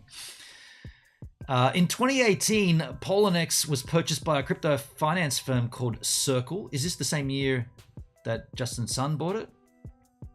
I guess it is. Which sought to purge, so Circle is the company that bought it, which sought to purge illicit activity from the exchange and transform it into something approaching the NASDAQ stock exchange, but for crypto. They enforced a new KYC, Know Your Customer, which was often set by governments, but also written by companies to proactively prevent fraud on their platforms. This usually meant asking users for government-issued ID cards. KYC information is also often checked against databases of known criminals who are banned from the international finance system. But as it turned out, Polonex's prior lack of customer security was what made it so appealing in the first place. Once KYC was enforced, trading volume plummeted. So Justin Sun made that decision, which is a very strange thing for him to do, right? Make everybody accountable. And then the site collapsed, or the trading volume just diminished. Interesting. Sun's new ownership was revealed during a company all-hands-on when he slipped out of a sliding side door. It was pretty gangster, one employee said. He did what? He slipped through a sliding door? That's alliteration. He slipped out of a sliding side door. Sun planned to take Poloniex back to its earlier grey area infamy, and some employees were eager to get back aboard the Polo pirate ship. So he removed the KYC then? Sun moved Poloniex to the Seychelles Islands. The archipelago has a few regulations for cryptocurrency exchanges. The fact that roughly 50 to 70 Poloniex employees were headquartered on High Street in downtown Boston didn't matter. Okay. So what was in the islands then? Just the physical server space or something? Most of the crew were in Boston. The Bostonians were now employed by a blandly named company, Augustech LLC, set up to provide tech and IT services to Poloniex Seychelles. Okay. The corporate structure is like a Russian nesting doll of obfuscation. a former employee said. And it wasn't just confusing. Employees said it was also would be a pain in the ass for any customer who wished to sue them. Ah. Okay, now we see why. Zuxi in the chat, tax evasion and insider trading sounds fishy to me. I know something changed. Yeah, on this Poloniex exchange. Yeah, okay. So they moved to the Seychelles. They'd likely have to go to court in the Seychelles. The company reshuffle was carried out by Sun's new favorite lawyers, Fenwick and West, a blue chip firm that also represents Silicon Valley titans such as Amazon, Google, and HP. Employees said Fenwick and West were now part of his retinue. Don't know that word. Retinue of personal lawyers. I guess that's his little personal stack of lawyers. But according to a former employee, once Sun had his new law firm, he took even greater risks. Wow. For the former employee, the combination made Fenwick and West the scariest lawyers I've ever met. And no surprises, Fenwick and West did not respond to a request for a comment. It's like anybody closely resembling or linked to this story just says, no, not going to say anything. We're not saying a thing. Lax rules of operations over in the Seychelles. Right on. Yeah, I see that, Sergeant Bob. Everywhere else at Poloniex, token listing requirements approved slack-ended. A return to YOLO Polo, you only live once, as one employee described it. Sun also began impatiently bulldozing Poloniex KYC rules, so he got rid of it, which were slowing Poloniex user adoption in China to a crawl. A former employee said the logjam enraged Sun. Fake the KYC, he screamed at one meeting. Fake it. Fake the KYC? Damn. To approve new customers as quickly as possible, Poloniex built an automated KYC system, but according to a former employee, it was permissive. It virtually rubber-stamped government IDs of any kind. Didn't matter if they submitted a pic of Daffy Duck. Is that why we see ducks on DLive? Ooh. What a stretch. Sun also seemed to have found a completely different way to use Poloniex. As one former employee put it, I think over time he started to see all the possibilities of using Polo as more or less his personal bank. My goodness. Just one problem, all the money on the exchange belonged to the users.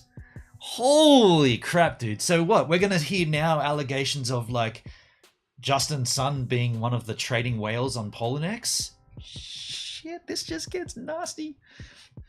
Julia, wow! I mean, we do see ducks on the front page of DLive quite a lot. So this inside trading, I guess, when he moved to a personal bank on Poloniex, started with a project officially known as Operation Couch Cushions. Poloniex digital architecture was archaic and strangely programmed, so it became common for bits of money to get trapped in digital crevices of the old exchange, as though buried in the deep recesses of a sofa. Holy shit, man. Employees called traces of lost crypto dust, and eventually engineers discovered a gold mine. What? What? No. This is super sketchy. So they changed the coding for the exchange, and somehow certain crypto slipped through the cracks and got lost.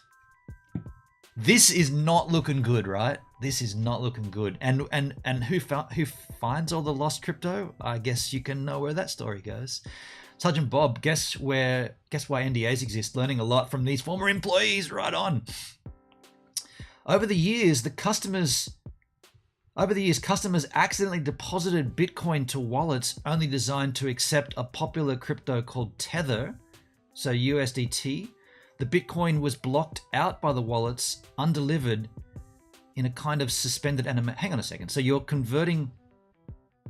So you're sending Bitcoin to a wallet on Poloniex, but the wallet's only designed to accept Tether. Why would you do that? You'd send it to a Bitcoin wallet, not a Tether wallet, right? The Bitcoin was blocked out of the wallets. No shit, you're sending the wrong coin to the wrong wallet. It's undeliverable. It's in a kind of suspended animation. It's unrecoverable by users, seemingly forgotten for years. But why would you send Bitcoin to a Tether wallet address? Okay, I don't understand that, but... by 2021, these slivers of Bitcoin added together were worth serious money. When Sun learned about the dust, he ordered engineers to gather it. Nearly every day, an engineer would find a new pocket of lost change. This is so sketchy. You'd turn a rock over and find $1 million, a former employee said. After the rest of the company learned... But isn't this all traceable on the blockchain? The Bitcoin blockchain? Someone's wallet address owns this. After the rest of the company learned about the operation at an all-hands meeting, many people objected. They argued the money didn't belong to the company. No shit, it doesn't. What? When engineers finished searching, the ballpark estimate for the dust they found was roughly 300 Bitcoin, or about 20 mil. Now, of all the conversation we've read thus far, this is the first incident of actual super sketch, right? That is... Because it's traceable. All these wallet addresses that lost their money to a crack, you could find that. Can't you just find the wallet address of that tether on Poloniex and search it through Bitcoin and find out who sent from what wallet to that wallet and when? I guess it's such small amounts too. It'd be a big search. Zuxki, what the fuck? Yeah, man, this is heavy. Hey, little cheers there for your expression. This is heavy. Gradually, employees involved in Operation Couch Cushions realized that Bitcoin would never become alternative revenue for Poloniex. According to current and former employees, they understood Justin Sun would take the Bitcoin personally. Gag.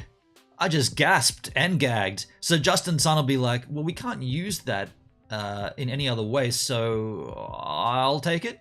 I'll take it. 20 mil? Okay.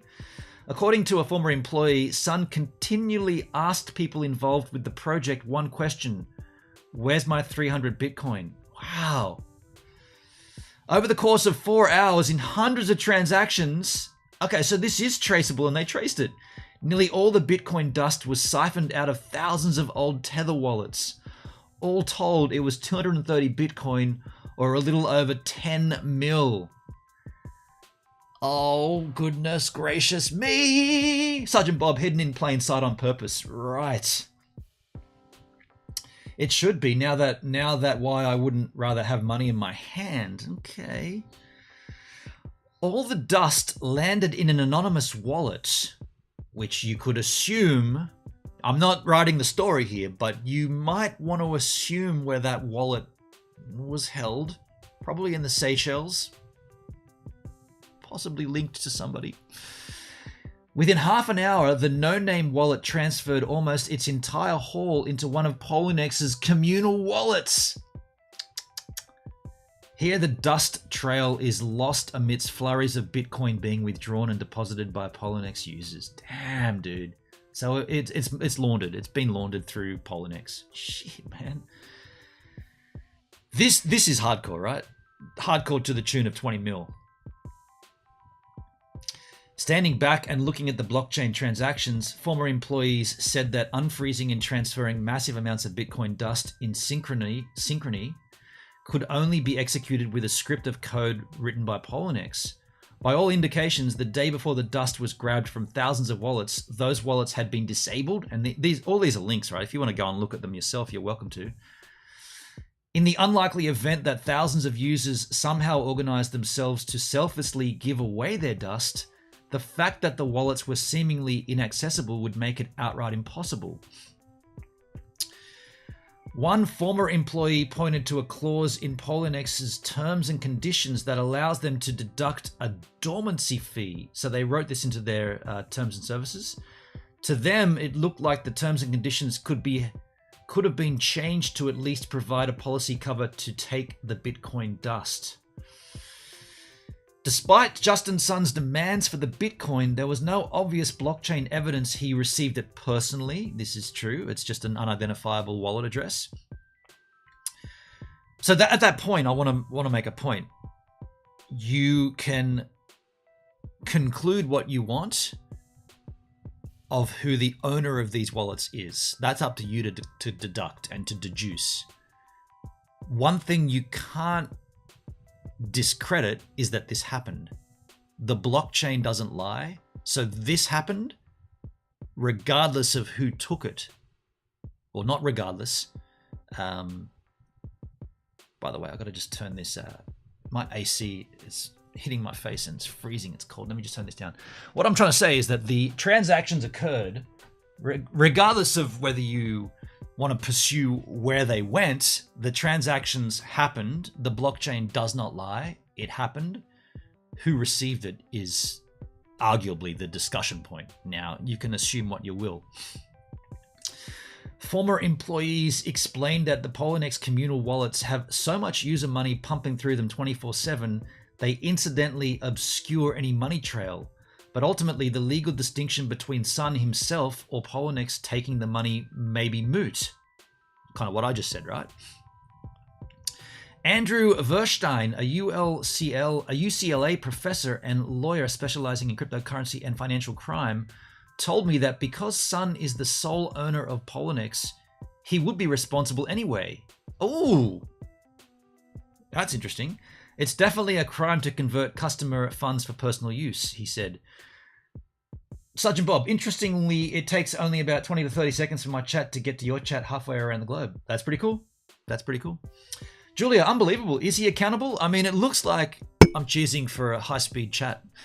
It looks like he could legally be responsible. You have to look at who owns Poloniex, though. I mean, Justin Sun did buy it, but he shifted it to the Seychelles. So who actually owns it? Does a subsidiary of some conglomerate that lives in the Seychelles own it? During interviews, not a single former employee believed Sun would be held personally accountable for his pattern of malfeasance. I've never heard that word before. Can I look it up? Wrongdoing, especially in the US by a public official. A majority seem to believe he exists beyond the fingertips of American law. The legal murk in which cryptocurrency originally exploded is one reason Sun looks to be legally unassailable. Seemingly long-standing securities statutes, sorry, I read that wrong. Seemingly long-standing security statutes ought to apply to crypto in obvious ways, but some haven't been tested, such as insider trading law. Some might even argue that these are not new scenarios, and in some cases, cryptocurrency at large is just rehashing some of the same mistakes and scandals that begged for the financial laws in the United States and many countries have on the books in the first place. One former Poloniex employee thought Sun had found a way to live in the liminal shadow of the law. Another word I've never heard of before, liminal.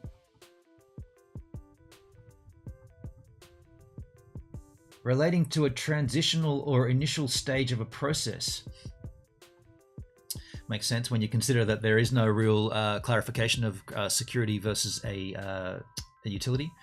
Justin's tolerance for risk is absurdly high, and I don't know if it's because he knows more than I do, like he just believes fully in his bones that he's set up to legally protect himself. So he's what's the word? They used the word before, but what's the word where you do something where you just don't care? Like lacking empathy. No, that's not it. He just goes for it. He believes untouchable and he just goes for it. It was during a meeting about a legally risky business decision that Sun hinted how he'd truly protect himself. A former employee was present. What's the big deal? Sun asked. The worst thing may be that I will never come to the US anymore. Yeah, I mean, that's a good point. That is a very good point. And I asked it earlier, like, what is his relationship to the US? Probably financial, right? It's only a financial relationship. I mean, does he have a family here or not here, there? Does he have a family in San Fran? He's got a wife and kids or something? Did he lay roots there? I don't know. All along, it seems Sun has been paving another escape route. Former employees told me that Sun was fixated on one island nation. Here we come to Grenada. In 2018, Sun sent a Tron employee to a blockchain conference in Malta, where they joined a VIP party inside the presidential palace. Caviar and champagne was served beside a prodigious swimming pool with twinkling swing lights overhead. Surrounded by waiters, the mingling crypto glitterati, and business reporters, Tron's representatives met Malta's then-president Mary Louise Collier-Breca, The meeting was perfunctory, but she told Tron's emissary, "We welcome Tron's investment in the Maltese economy."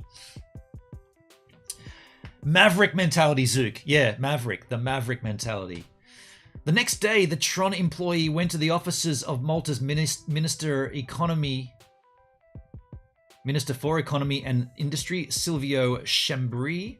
They sat together in a conference room. The emissary's goal was to orchestrate a one-on-one meeting between Sun and the country's former Prime Minister, Joseph Muscat, who had then been accused of corruption. At the preliminary meeting with Sembrici, the finance minister said Sun needed to invest first. Sun invested in secret. At the time, Malta was infamous for essentially selling citizenship to wealthy individuals around the world for approximately $1 million, so long as they established residence on the island. The passport sale process is officially called the Individual Investor Program. So basically, you can buy yourself a ticket to Malta and an escape route for $1 million. Don't forget, he had about 20 mil from the KYC dust scandal. So a 1 mil isn't too bad, right? Gabe, how you doing, man? Okay, but what the actual heck? How you doing, Gabe? Yeah, interesting story, huh?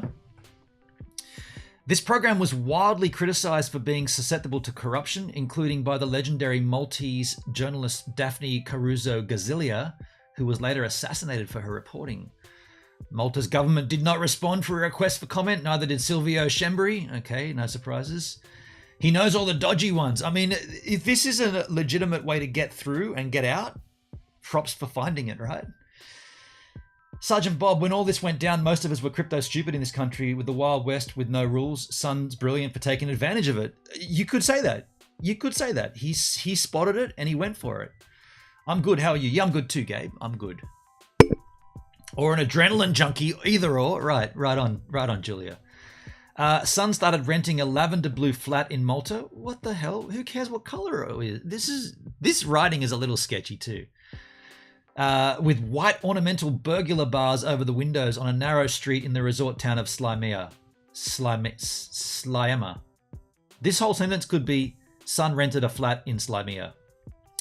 Maltese business registry records also show that Sun set up a company called Tron Limited using his Chinese name Yushen Sun. Okay, so he set up a Tron Limited in Malta. But a source involved in the company's founding couldn't say whether it conducted any meaningful business. Okay, so why would he set up a company that he's not going to use? Funneling the funds. According to them, Sun made zero commercial investments that might have stimulated the Maltese economy. So he didn't take out, all he did was give them $1 million to come over there, but he didn't stimulate their economy at all. Meanwhile, Sun was wiring thousands of dollars to lawyers assisting him with his citizenship application. According to a prominent Maltese immigration lawyer, an individual investor is required to contribute at least $650,000 to Malta in order to qualify for citizenship. So you can literally buy your citizenship. It's unclear exactly how Sun made his contribution. He received his residency card from Malta, and in 2020, his Maltese company, Tron Limited, dissolved. Oh, so he set up a company that didn't actually do anything. And somehow he got 650 grand to the Maltese officials to become a resident. And then that company just disappears. Well, you draw the conclusions. In some ways, Sun's Maltese citizenship isn't exceptional because he has other destinations he could escape to. He claimed in a court declaration that he is also a citizen of the Caribbean islands, St. Kitts and Nevis. So he's bought all these as well? Another former employee told me Sun bragged offhand about intending to buy a passport from the small West African nation of Guinea-Bissau. But there was another more important secret about Sun's relationship with Malta. According to multiple Tron employees, Sun made 2 additional $50,000 investments in Malta. He had applied for citizenship for his father and mother. But anyone needs to pay $650, not $50,000. How come his mother and father get it cheaper? Is it like a family deal? Bring one, bring all?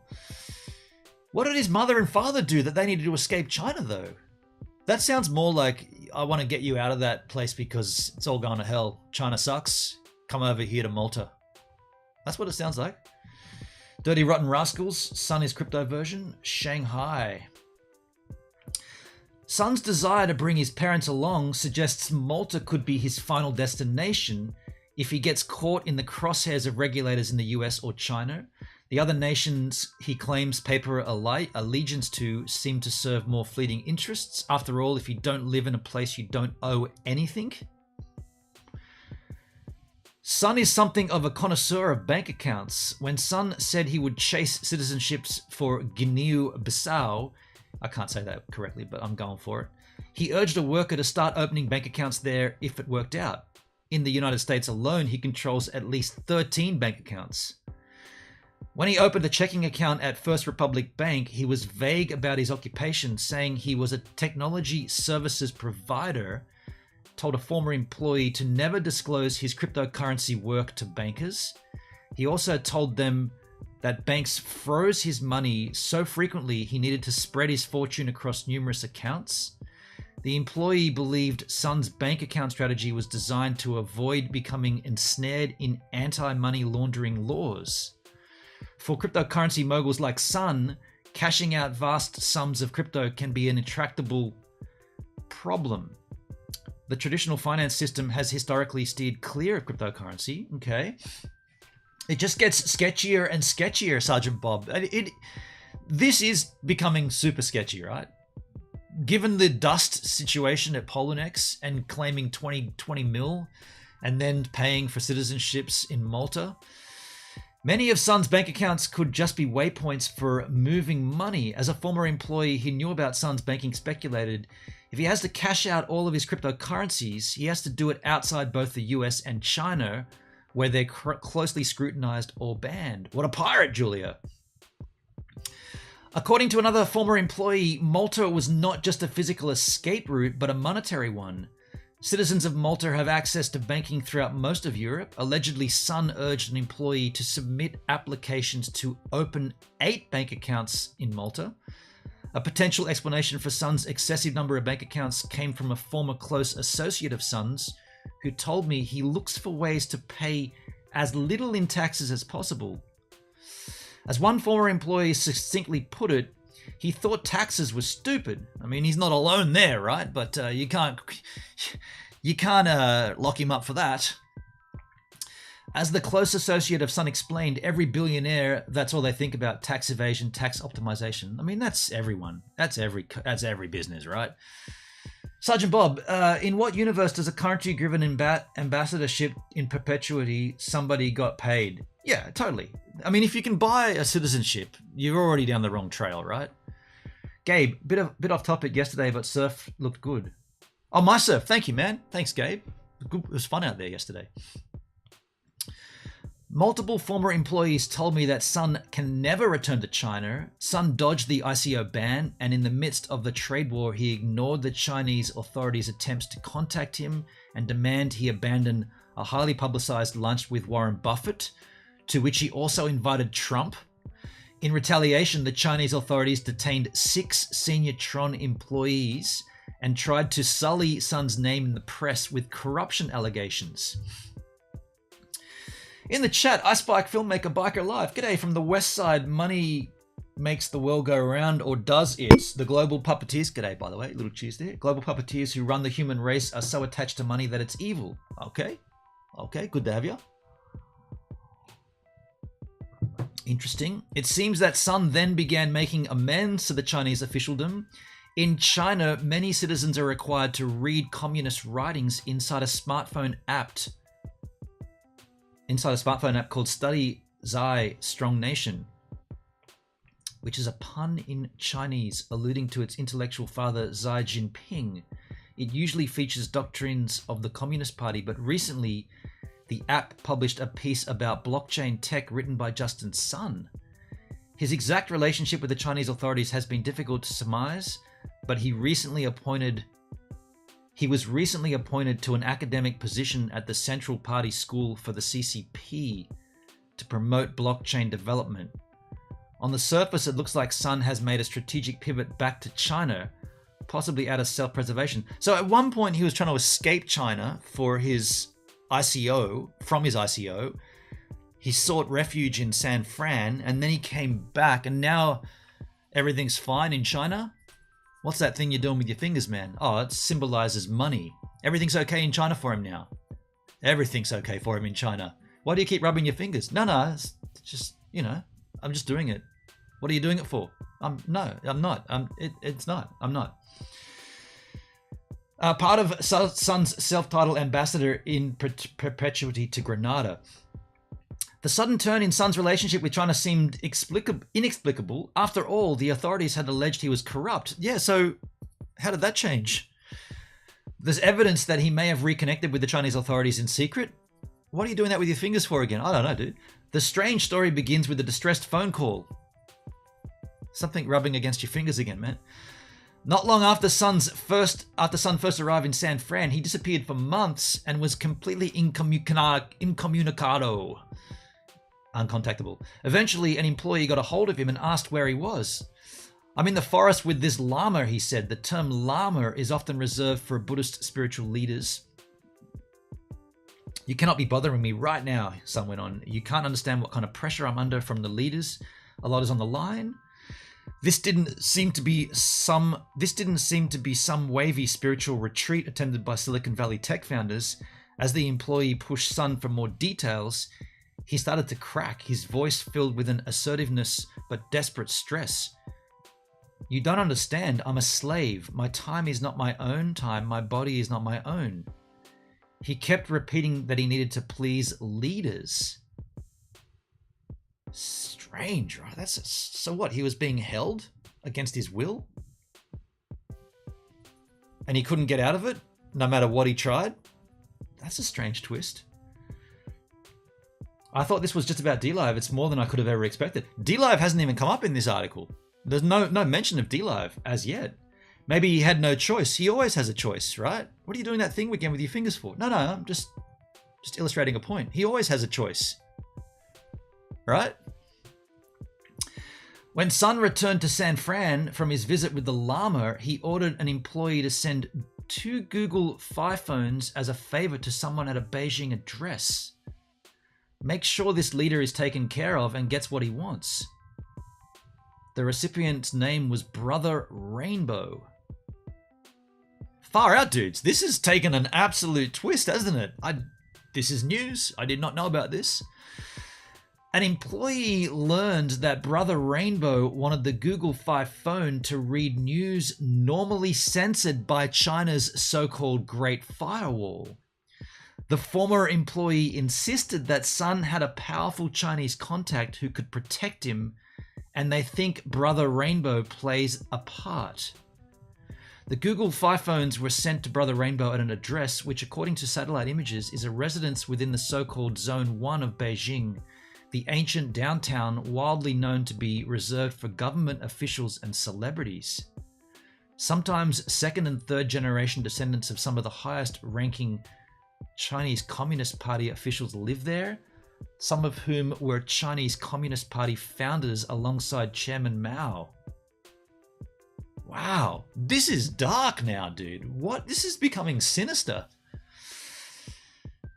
Best Friday night you've had in a long time. Thanks, Zuxki. If you do like this, don't forget to like the stream. I see 15 likes there. Appreciate that. Smash that like-a-roo button. Chinese leaders, this is Sergeant Bob speaking. Chinese leaders wanted to make briefcases full of cash. Wanted more briefcases. Did you not get the memo from Justin? I did not. I did not get it. It's like reading a book. CCP doesn't play no money games. They just seize assets. Okay, then what are we seeing here? Eventually, I obtained Brother Rainbow's phone number. The same number appears in a dark web database of hacked Chinese phone numbers, and personal information identifies the owner as Lu Dan. The phone number also matches Lu Dan's WeChat account, where he frequently posts articles about Buddhism and Chinese government visits to various provinces. In an interview with the party-aligned outlet China Tibet, Lu said he began his academic career as an adjunct professor and a PhD in Tibetan studies. Now he is a government official working as a vice chancellor of the Tibet Institute of Socialism. He's occasionally served as a diplomat delegate for China on Tibet issues at the UN. So Justin Sun was serving under him and he paid him out by getting him a Google Fi phone? Interesting, right? Very interesting. iSpike, filmmaker, biker live. I must admit, I do enjoy listening to you. Your dictation is impeccable and you desire to understanding of the meaning of the new words. I'm the same. Thank you, man. Thank you, dude. We're all learning here. That's the point. We all can have a little learn skis. I've gotta love a little lesson learned. Rubbing fingers, body language is so powerful. A great way to read between the lines. I mean, you know. In a since deleted post on Weibo, the Chinese equivalent to Twitter, an official from China's National Committee Consultative Congress said that Lu Dan is a special assistant to the Panchen Lama, the second holiest figure in Buddhism behind the Dalai Lama. But unlike the Dalai Lama, who lives in exile, the Panchen Lama was installed by the Chinese Communist Party and is influential in Beijing. So this is who Justin Sun paid off to get sweet with China again, is what you would draw to a conclusion, right? Part of Lu Dan's WeChat presence is defined by an incessantly posting about the Panchen Lama's political appearances. While Lu Dan may be an access point to influence for Sun, it's unclear what Lu Dan has gained from the relationship other than possibly 2 Google Fi phones he can read the news with. Yeah, so the phone, it's like an uncensored access point for these people to get news from outside China, right? So Justin Sun was like a little access point to the outside world. Interesting. Why don't you just give him a VPN? Shit. I spent a week calling his number at the same time every day. It rang, but no one ever answered. If Sun truly curried favor with someone powerful inside the Chinese government who could protect him, he might have been wise to do so. Just before Christmas, one former employee got a call from their apartment building's front desk. The FBI are coming, they said. The former employee was shocked. Wait, did you say the FBI? FBI? That FBI? How many other FBIs are there? The former employee was not at home, but about 10 minutes later, the FBI called. The agent on the other end arranged to meet them at a restaurant that serves desserts in New York's Koreatown. The former employee had a friend shadow them to a meeting in case it was a hoax by someone dangerous. The former employee stepped into the restaurant, bought a puff pastry, and sat down. Gotta love a puff pastry. Sergeant Bob, hope this broadcast ain't on DLive. No, this is just YouTube. This is a YouTube stream. A man in a dark jacket and jeans walked in and held his wallet up to the employee at the front of the restaurant, allowing the billfold to fall open to reveal their identification. They waved him through. He sat down at the former employee's table. He identified himself as an agent from the IRS. He said an FBI agent was also coming, but they were still looking for parking. Don't they have like hovercraft and shit? Like, you know, like the movies? Freeze, FBI. While they waited, the IRS agent told the former employee they were also investigating Justin Sun, but didn't really know what to look for. When the FBI agent finally arrived, they asked all sorts of employees in the US and Beijing. They asked about all sorts of employees in the US and Beijing about rumors of beautiful models who flew around the world with Sun and whether he did business transactions under the table. The former employee got the impression the agents were interested in potential tax evasion. They called Sun an IRS criminal, the former employee said. The agents handed over a letter asking to forward them information relevant to their investigation and listed a court date, remarking, "It sounds like you really want to help us." To which the former employee said, "Oh yeah, because I really want to screw him." The agents, amused, said they had heard that before. So these are disgruntled former employees. Interesting. Other employees who worked for Sun have received grand jury subpoenas. The prosecutor's office from the Southern District of New York, which normally handles financial crime on Wall Street, is searching for a criminal evidence against Justin Sun. I'm thinking of Men in Black. I watch too many movies. Actually, I don't watch hardly any movies, but yeah, I just wanted it to be like a big scene here, right? A big scene, but it wasn't. It was a pretty casual restaurant involving a puff pastry and the FBI guy turning up late looking for parking space. Hope he didn't get a ticket for that. The investigation is being led by the FBI. Sun has already retained a top-flight white-collar defense lawyer named Telemachus Kasoulis, who used to prosecute fraud for the U.S. Attorney's Office. Kalousis did not respond to a request for comment. Meanwhile, a former attorney for the SEC has been tasked with shepherding employees through the grand jury subpoena process. A source close to the investigation predicted they will try to fend off the subpoenas, but that could be futile. So a subpoena basically means they've got to hand over a whole bunch of stuff that gets asked for, right? Subpoena a writ ordering a person to attend a court. Oh, okay, so they don't have to hand anything over. They've just got to attend court. But that could be futile. As the source pointed out, any number of Sun's employees may already be cooperating with the government. They've kept this close to their vest for a long time. As the dragnet closes in around Sun, the grand jury is exploring a long list of potential charges. According to the subpoena, one of which was shown to the author here, they are wire fraud, conspiracy or intent to commit wire fraud, swindling, money laundering, spending the spoils of a criminal enterprise, failure to register a security and lying about it, aiding and abetting a crime, and conspiracy to defraud the states. Ouch. Ouch. Mamma mia. This is big, right? If he gets done for this, I mean, any one of those that'd be time, right? Time served, any one of them. Crikey. The SEC, which prosecutes securities fraud, declined to comment. The IRS could neither confirm nor deny the existence of an investigation, but welcomed tips on financial crimes. The FBI and the U.S. Attorney's Office for the Southern District of New York did not respond. Sun left the States right before the pandemic struck and has never returned.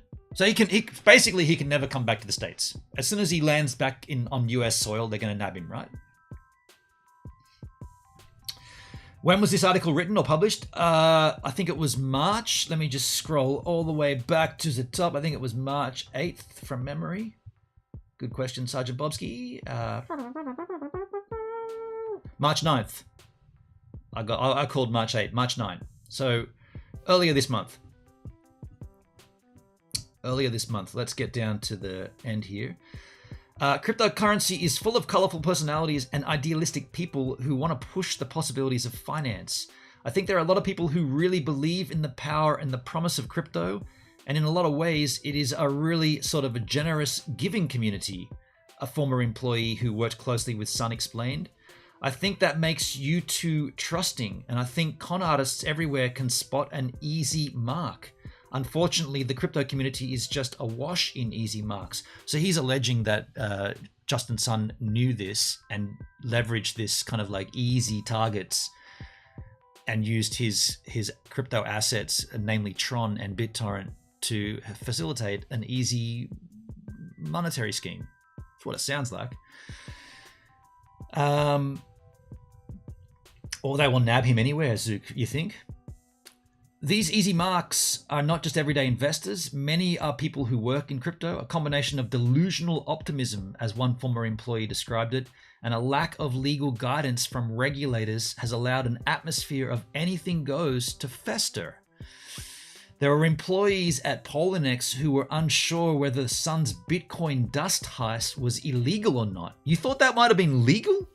You thought code in the back end of an exchange that siphoned small amounts of Bitcoin and put it into a hidden wallet was legal? There's your problem, right? If the employees thought that was legal, crikey. When people surrounding Sun lost track of right and wrong, it made it easy for him to blithely escape without consequence. Okay, so that's what that sentence was leading into. Sergeant Bob, I'm going to send some DLive folks to watch the replay. Yeah, no worries, dude. I mean, it's going to be on YouTube. It's free to watch. I mean, this is not like conjecture. This is an article. We're just reading it and assessing from what we can.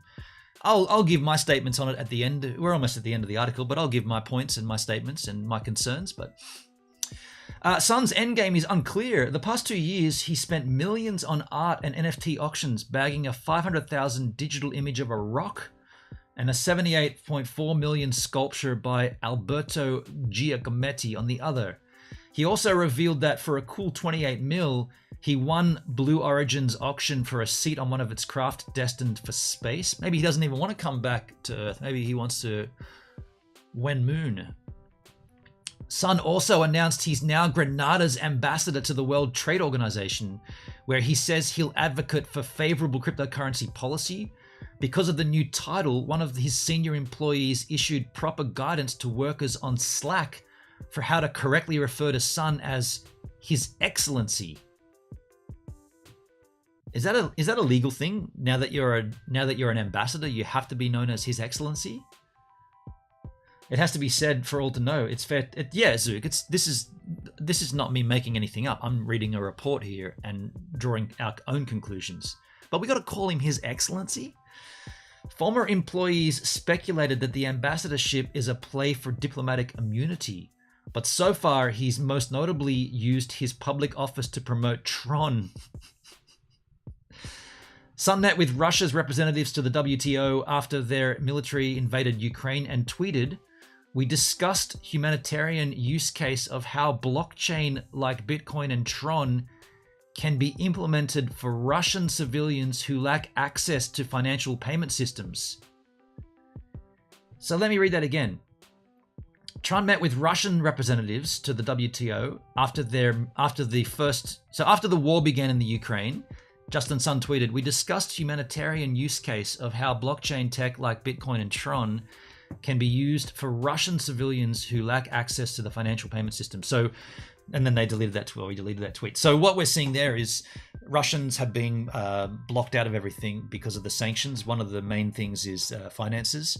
It's not really fair that civilians are being locked out of their own finances, but that's how war plays out. You might argue bombing a hospital sucks, but you also might argue locking people's finances so that they starve also sucks. I think they both suck. Don't really see how this is particularly a bad thing, talking about using blockchain tech to, I guess, get around these sanctions. I don't think that's necessarily bad. But it's interesting that Justin Sun is behind it. That's the interesting thing here. A spokesperson for the WTO said that they were not aware of this event and thus had no comment. They also said WTO has no right to bar any representative from meetings. They've had no further comment. If the United States does indict Justin Sun, it has active extradition treaties with every country he has citizenship for, with the exception of China and Guinea-Bissau. If the claim he made to a former employee that he bought citizenship is true, well, I mean, so if he bought citizenship, he can be extradited back to the States. Crikey. Over the past year, the international community has signaled they're fed up with various small nations serving as legal trapdoors for tax avoidance and financial crime. It's hard to imagine Sun will be able to stay one step ahead forever, although it's perhaps still possible. When I spoke to one employee who told me about Operation Couch Cushions, I challenged them and asked why Sun would possibly risk something so brazen. The employee speculated without hesitation, if he breaks so many laws at such a rapid pace, it would be impossible for anyone to catch up to him. So far, no one has, and so far, it has always worked. Here's a correction issued March 11. An earlier version of the article stated that the SEC could file criminal charges. The SEC can only file civil lawsuits. We regret the error. Interesting, folks. That's from The Verge. Now, what I will do, I'm going to grab you this linky poop. I'm going to pop that in the Chisel chat. So if you want to read that at your own leisure time, you may well do. That's the link to what we just read. Now, here's my take on this. Excuse me while I breathe in and breathe out. There's a lot there, right? A lot there. How to begin this?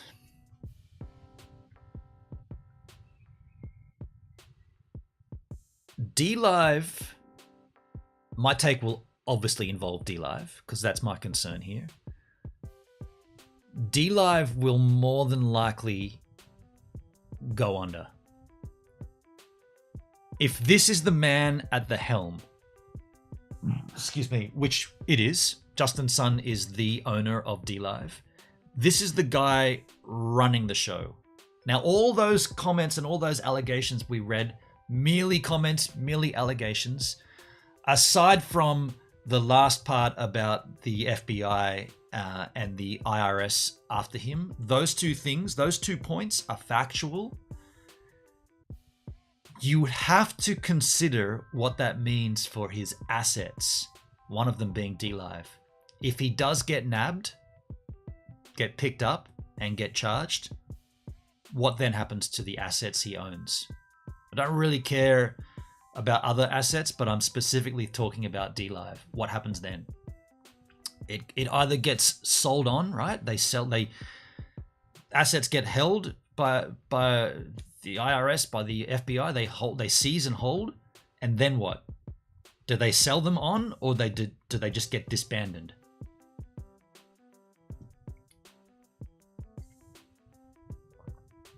What do you yahoos think? If he does get picked up by the IRS and he does get nabbed by the FBI, extradited, what happens to his assets? It sounds frightening. It sounds like it could be a case of the switch gets flicked and it's all over.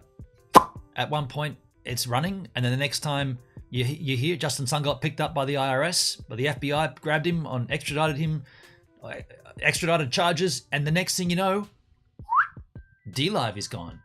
It's literally one of his assets. He owns it. So, what? Steak? Money's too tight for steak. Steak?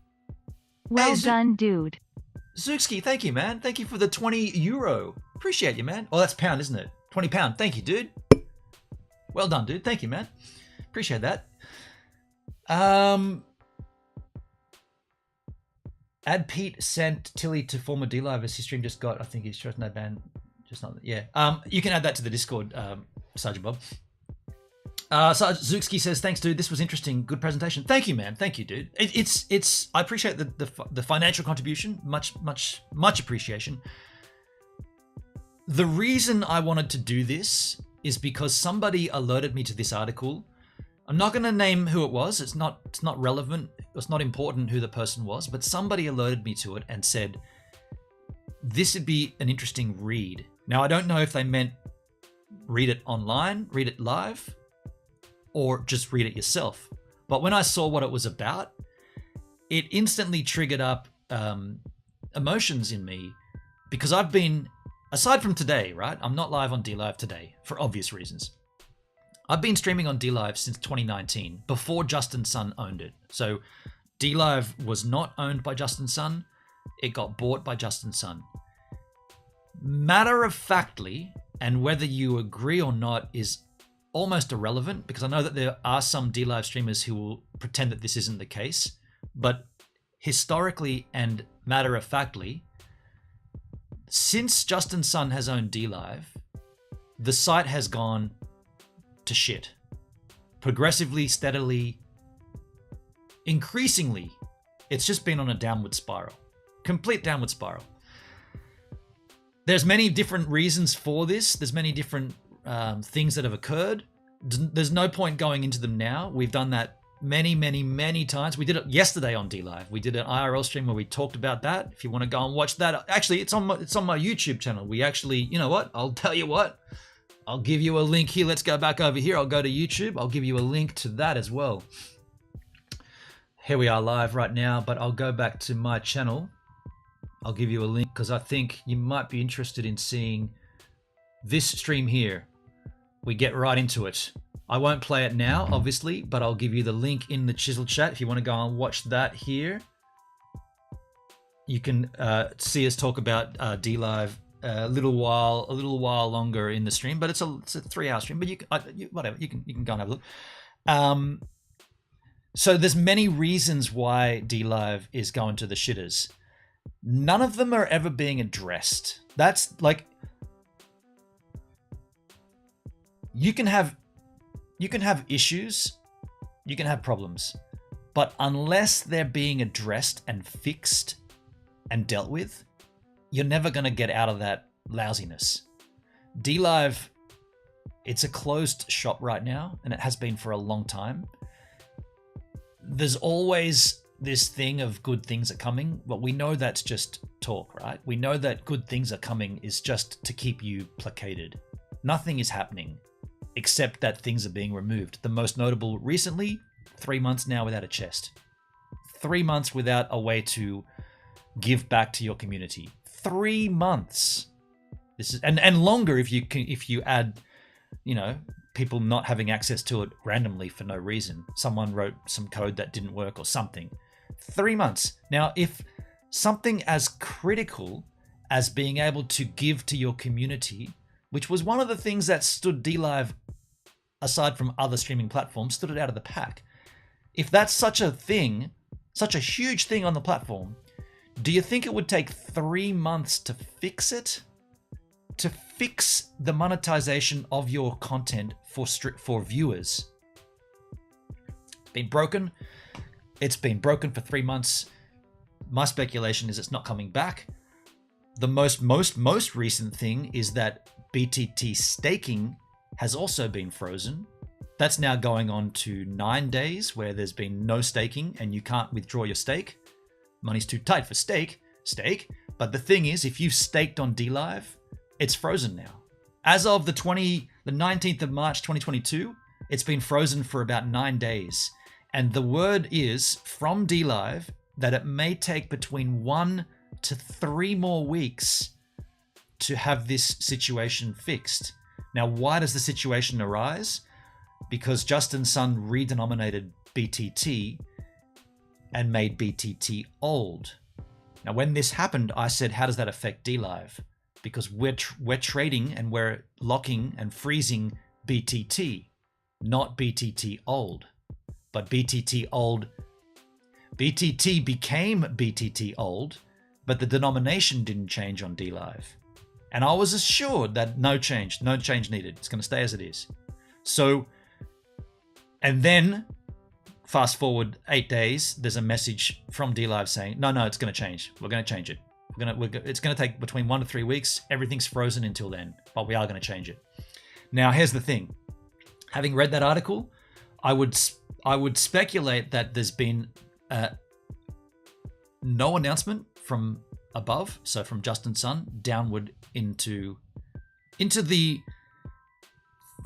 upper reaches of staff at DLive. I just don't think anybody knows. So when BTT old happened, I think Justin Sun didn't say anything about it. Just dead quiet. Let it go. Who cares? And then when streamers start asking about it, no one answers because no one's been told, because no one knows.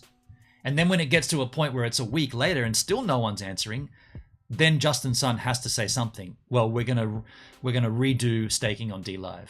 And however that looks, yeah, I guess we'll find out, right? But what I'm saying is, having read that article, it sounds like historically he's a very elusive figure.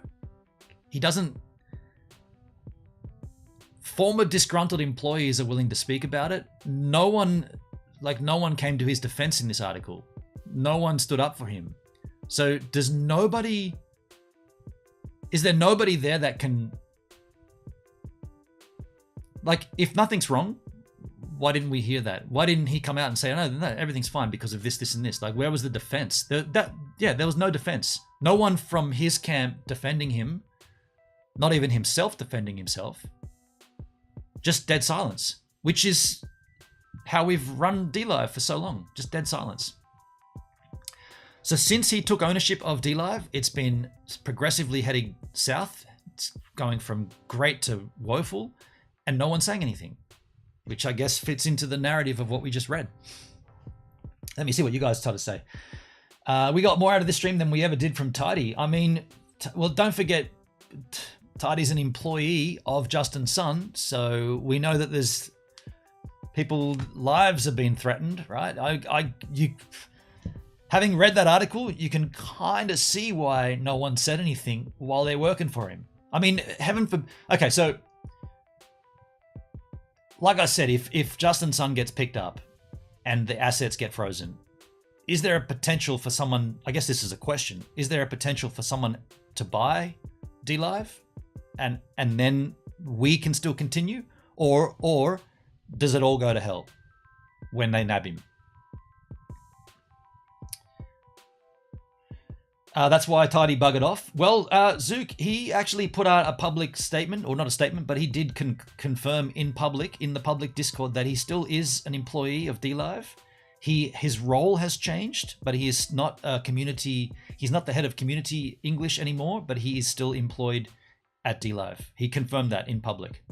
So he didn't bugger off. I guess I better try some other platforms. I didn't want to, Sergeant Bob. I mean, it might be advisable to get your feelers out there. DLive was rocking it when I got 2 years ago. Sad to say it's going to shit. Me too, Sergeant Bob. It's sad. Julia, if he has stockholders or investors, could there be an option to buy him out since there's two things? Yeah, this is, yep, okay. Yeah, that's a good point, and hopefully that could happen.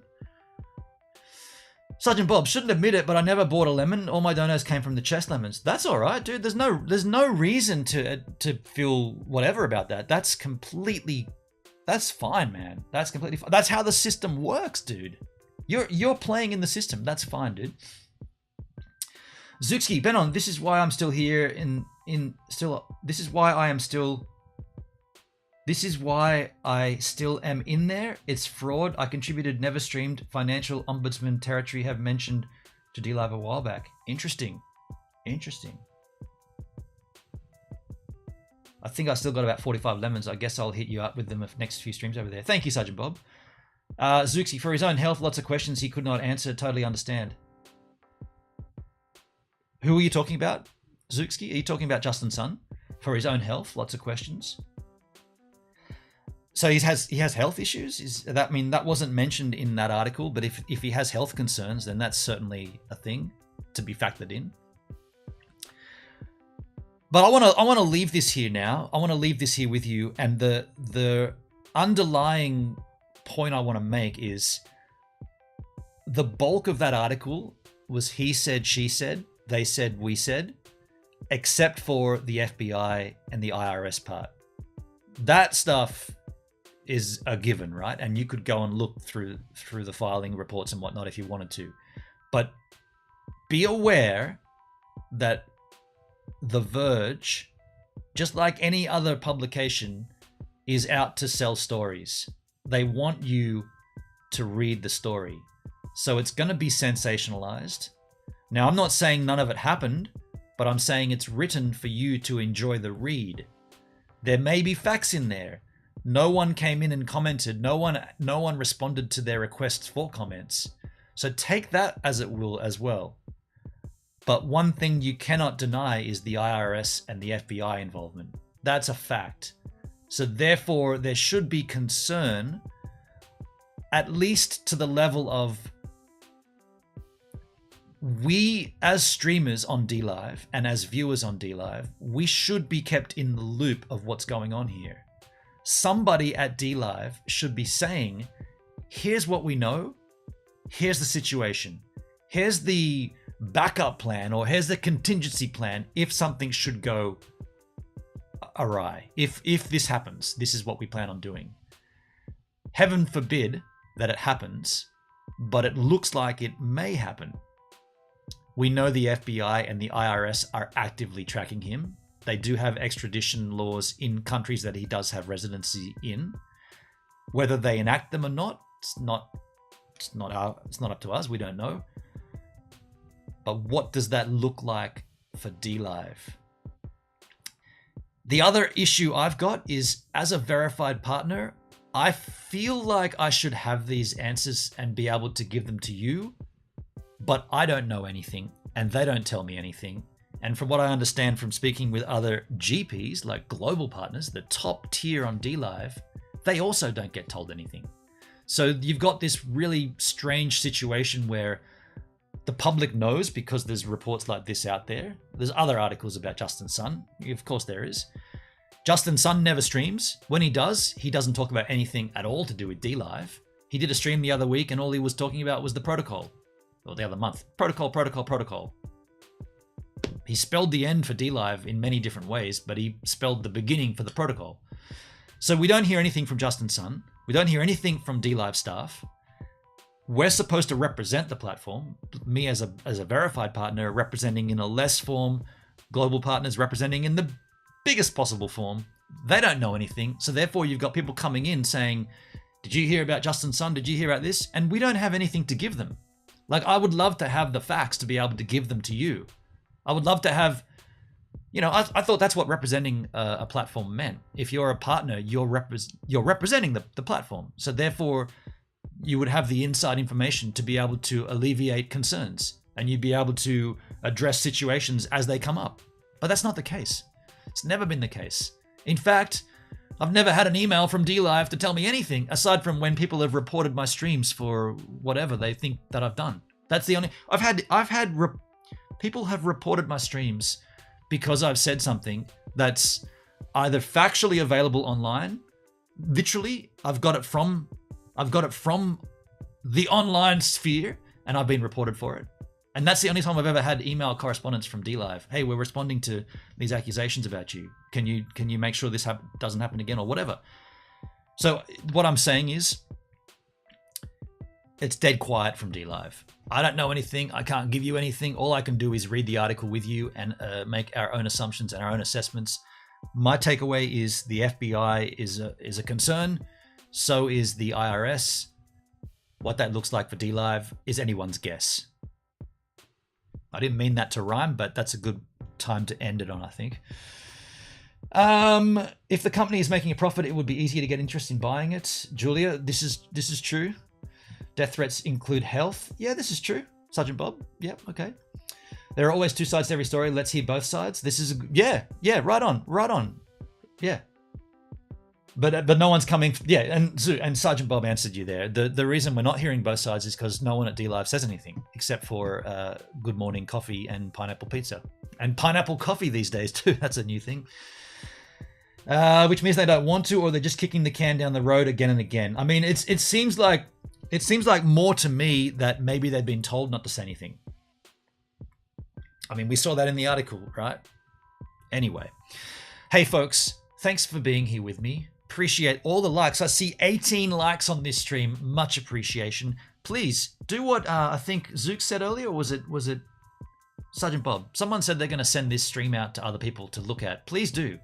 That's one thing you can help me with, by copying the URL from this stream and posting it off YouTube. Just go to Facebook, go to DLive, go to anywhere, go to Twitter and post it. Say, Gives a Minute did a stream about Justin Sun. Here it is. If you link this stream outside of YouTube, it helps me a lot. We all know we need as much help as possible. I certainly do. I'm going to help myself to the rest of this glass of water, and I'll see you all on DLive later on today, skis. Yeah. DLive, I said I'm going to be there. Cheers, you fellow yahoos.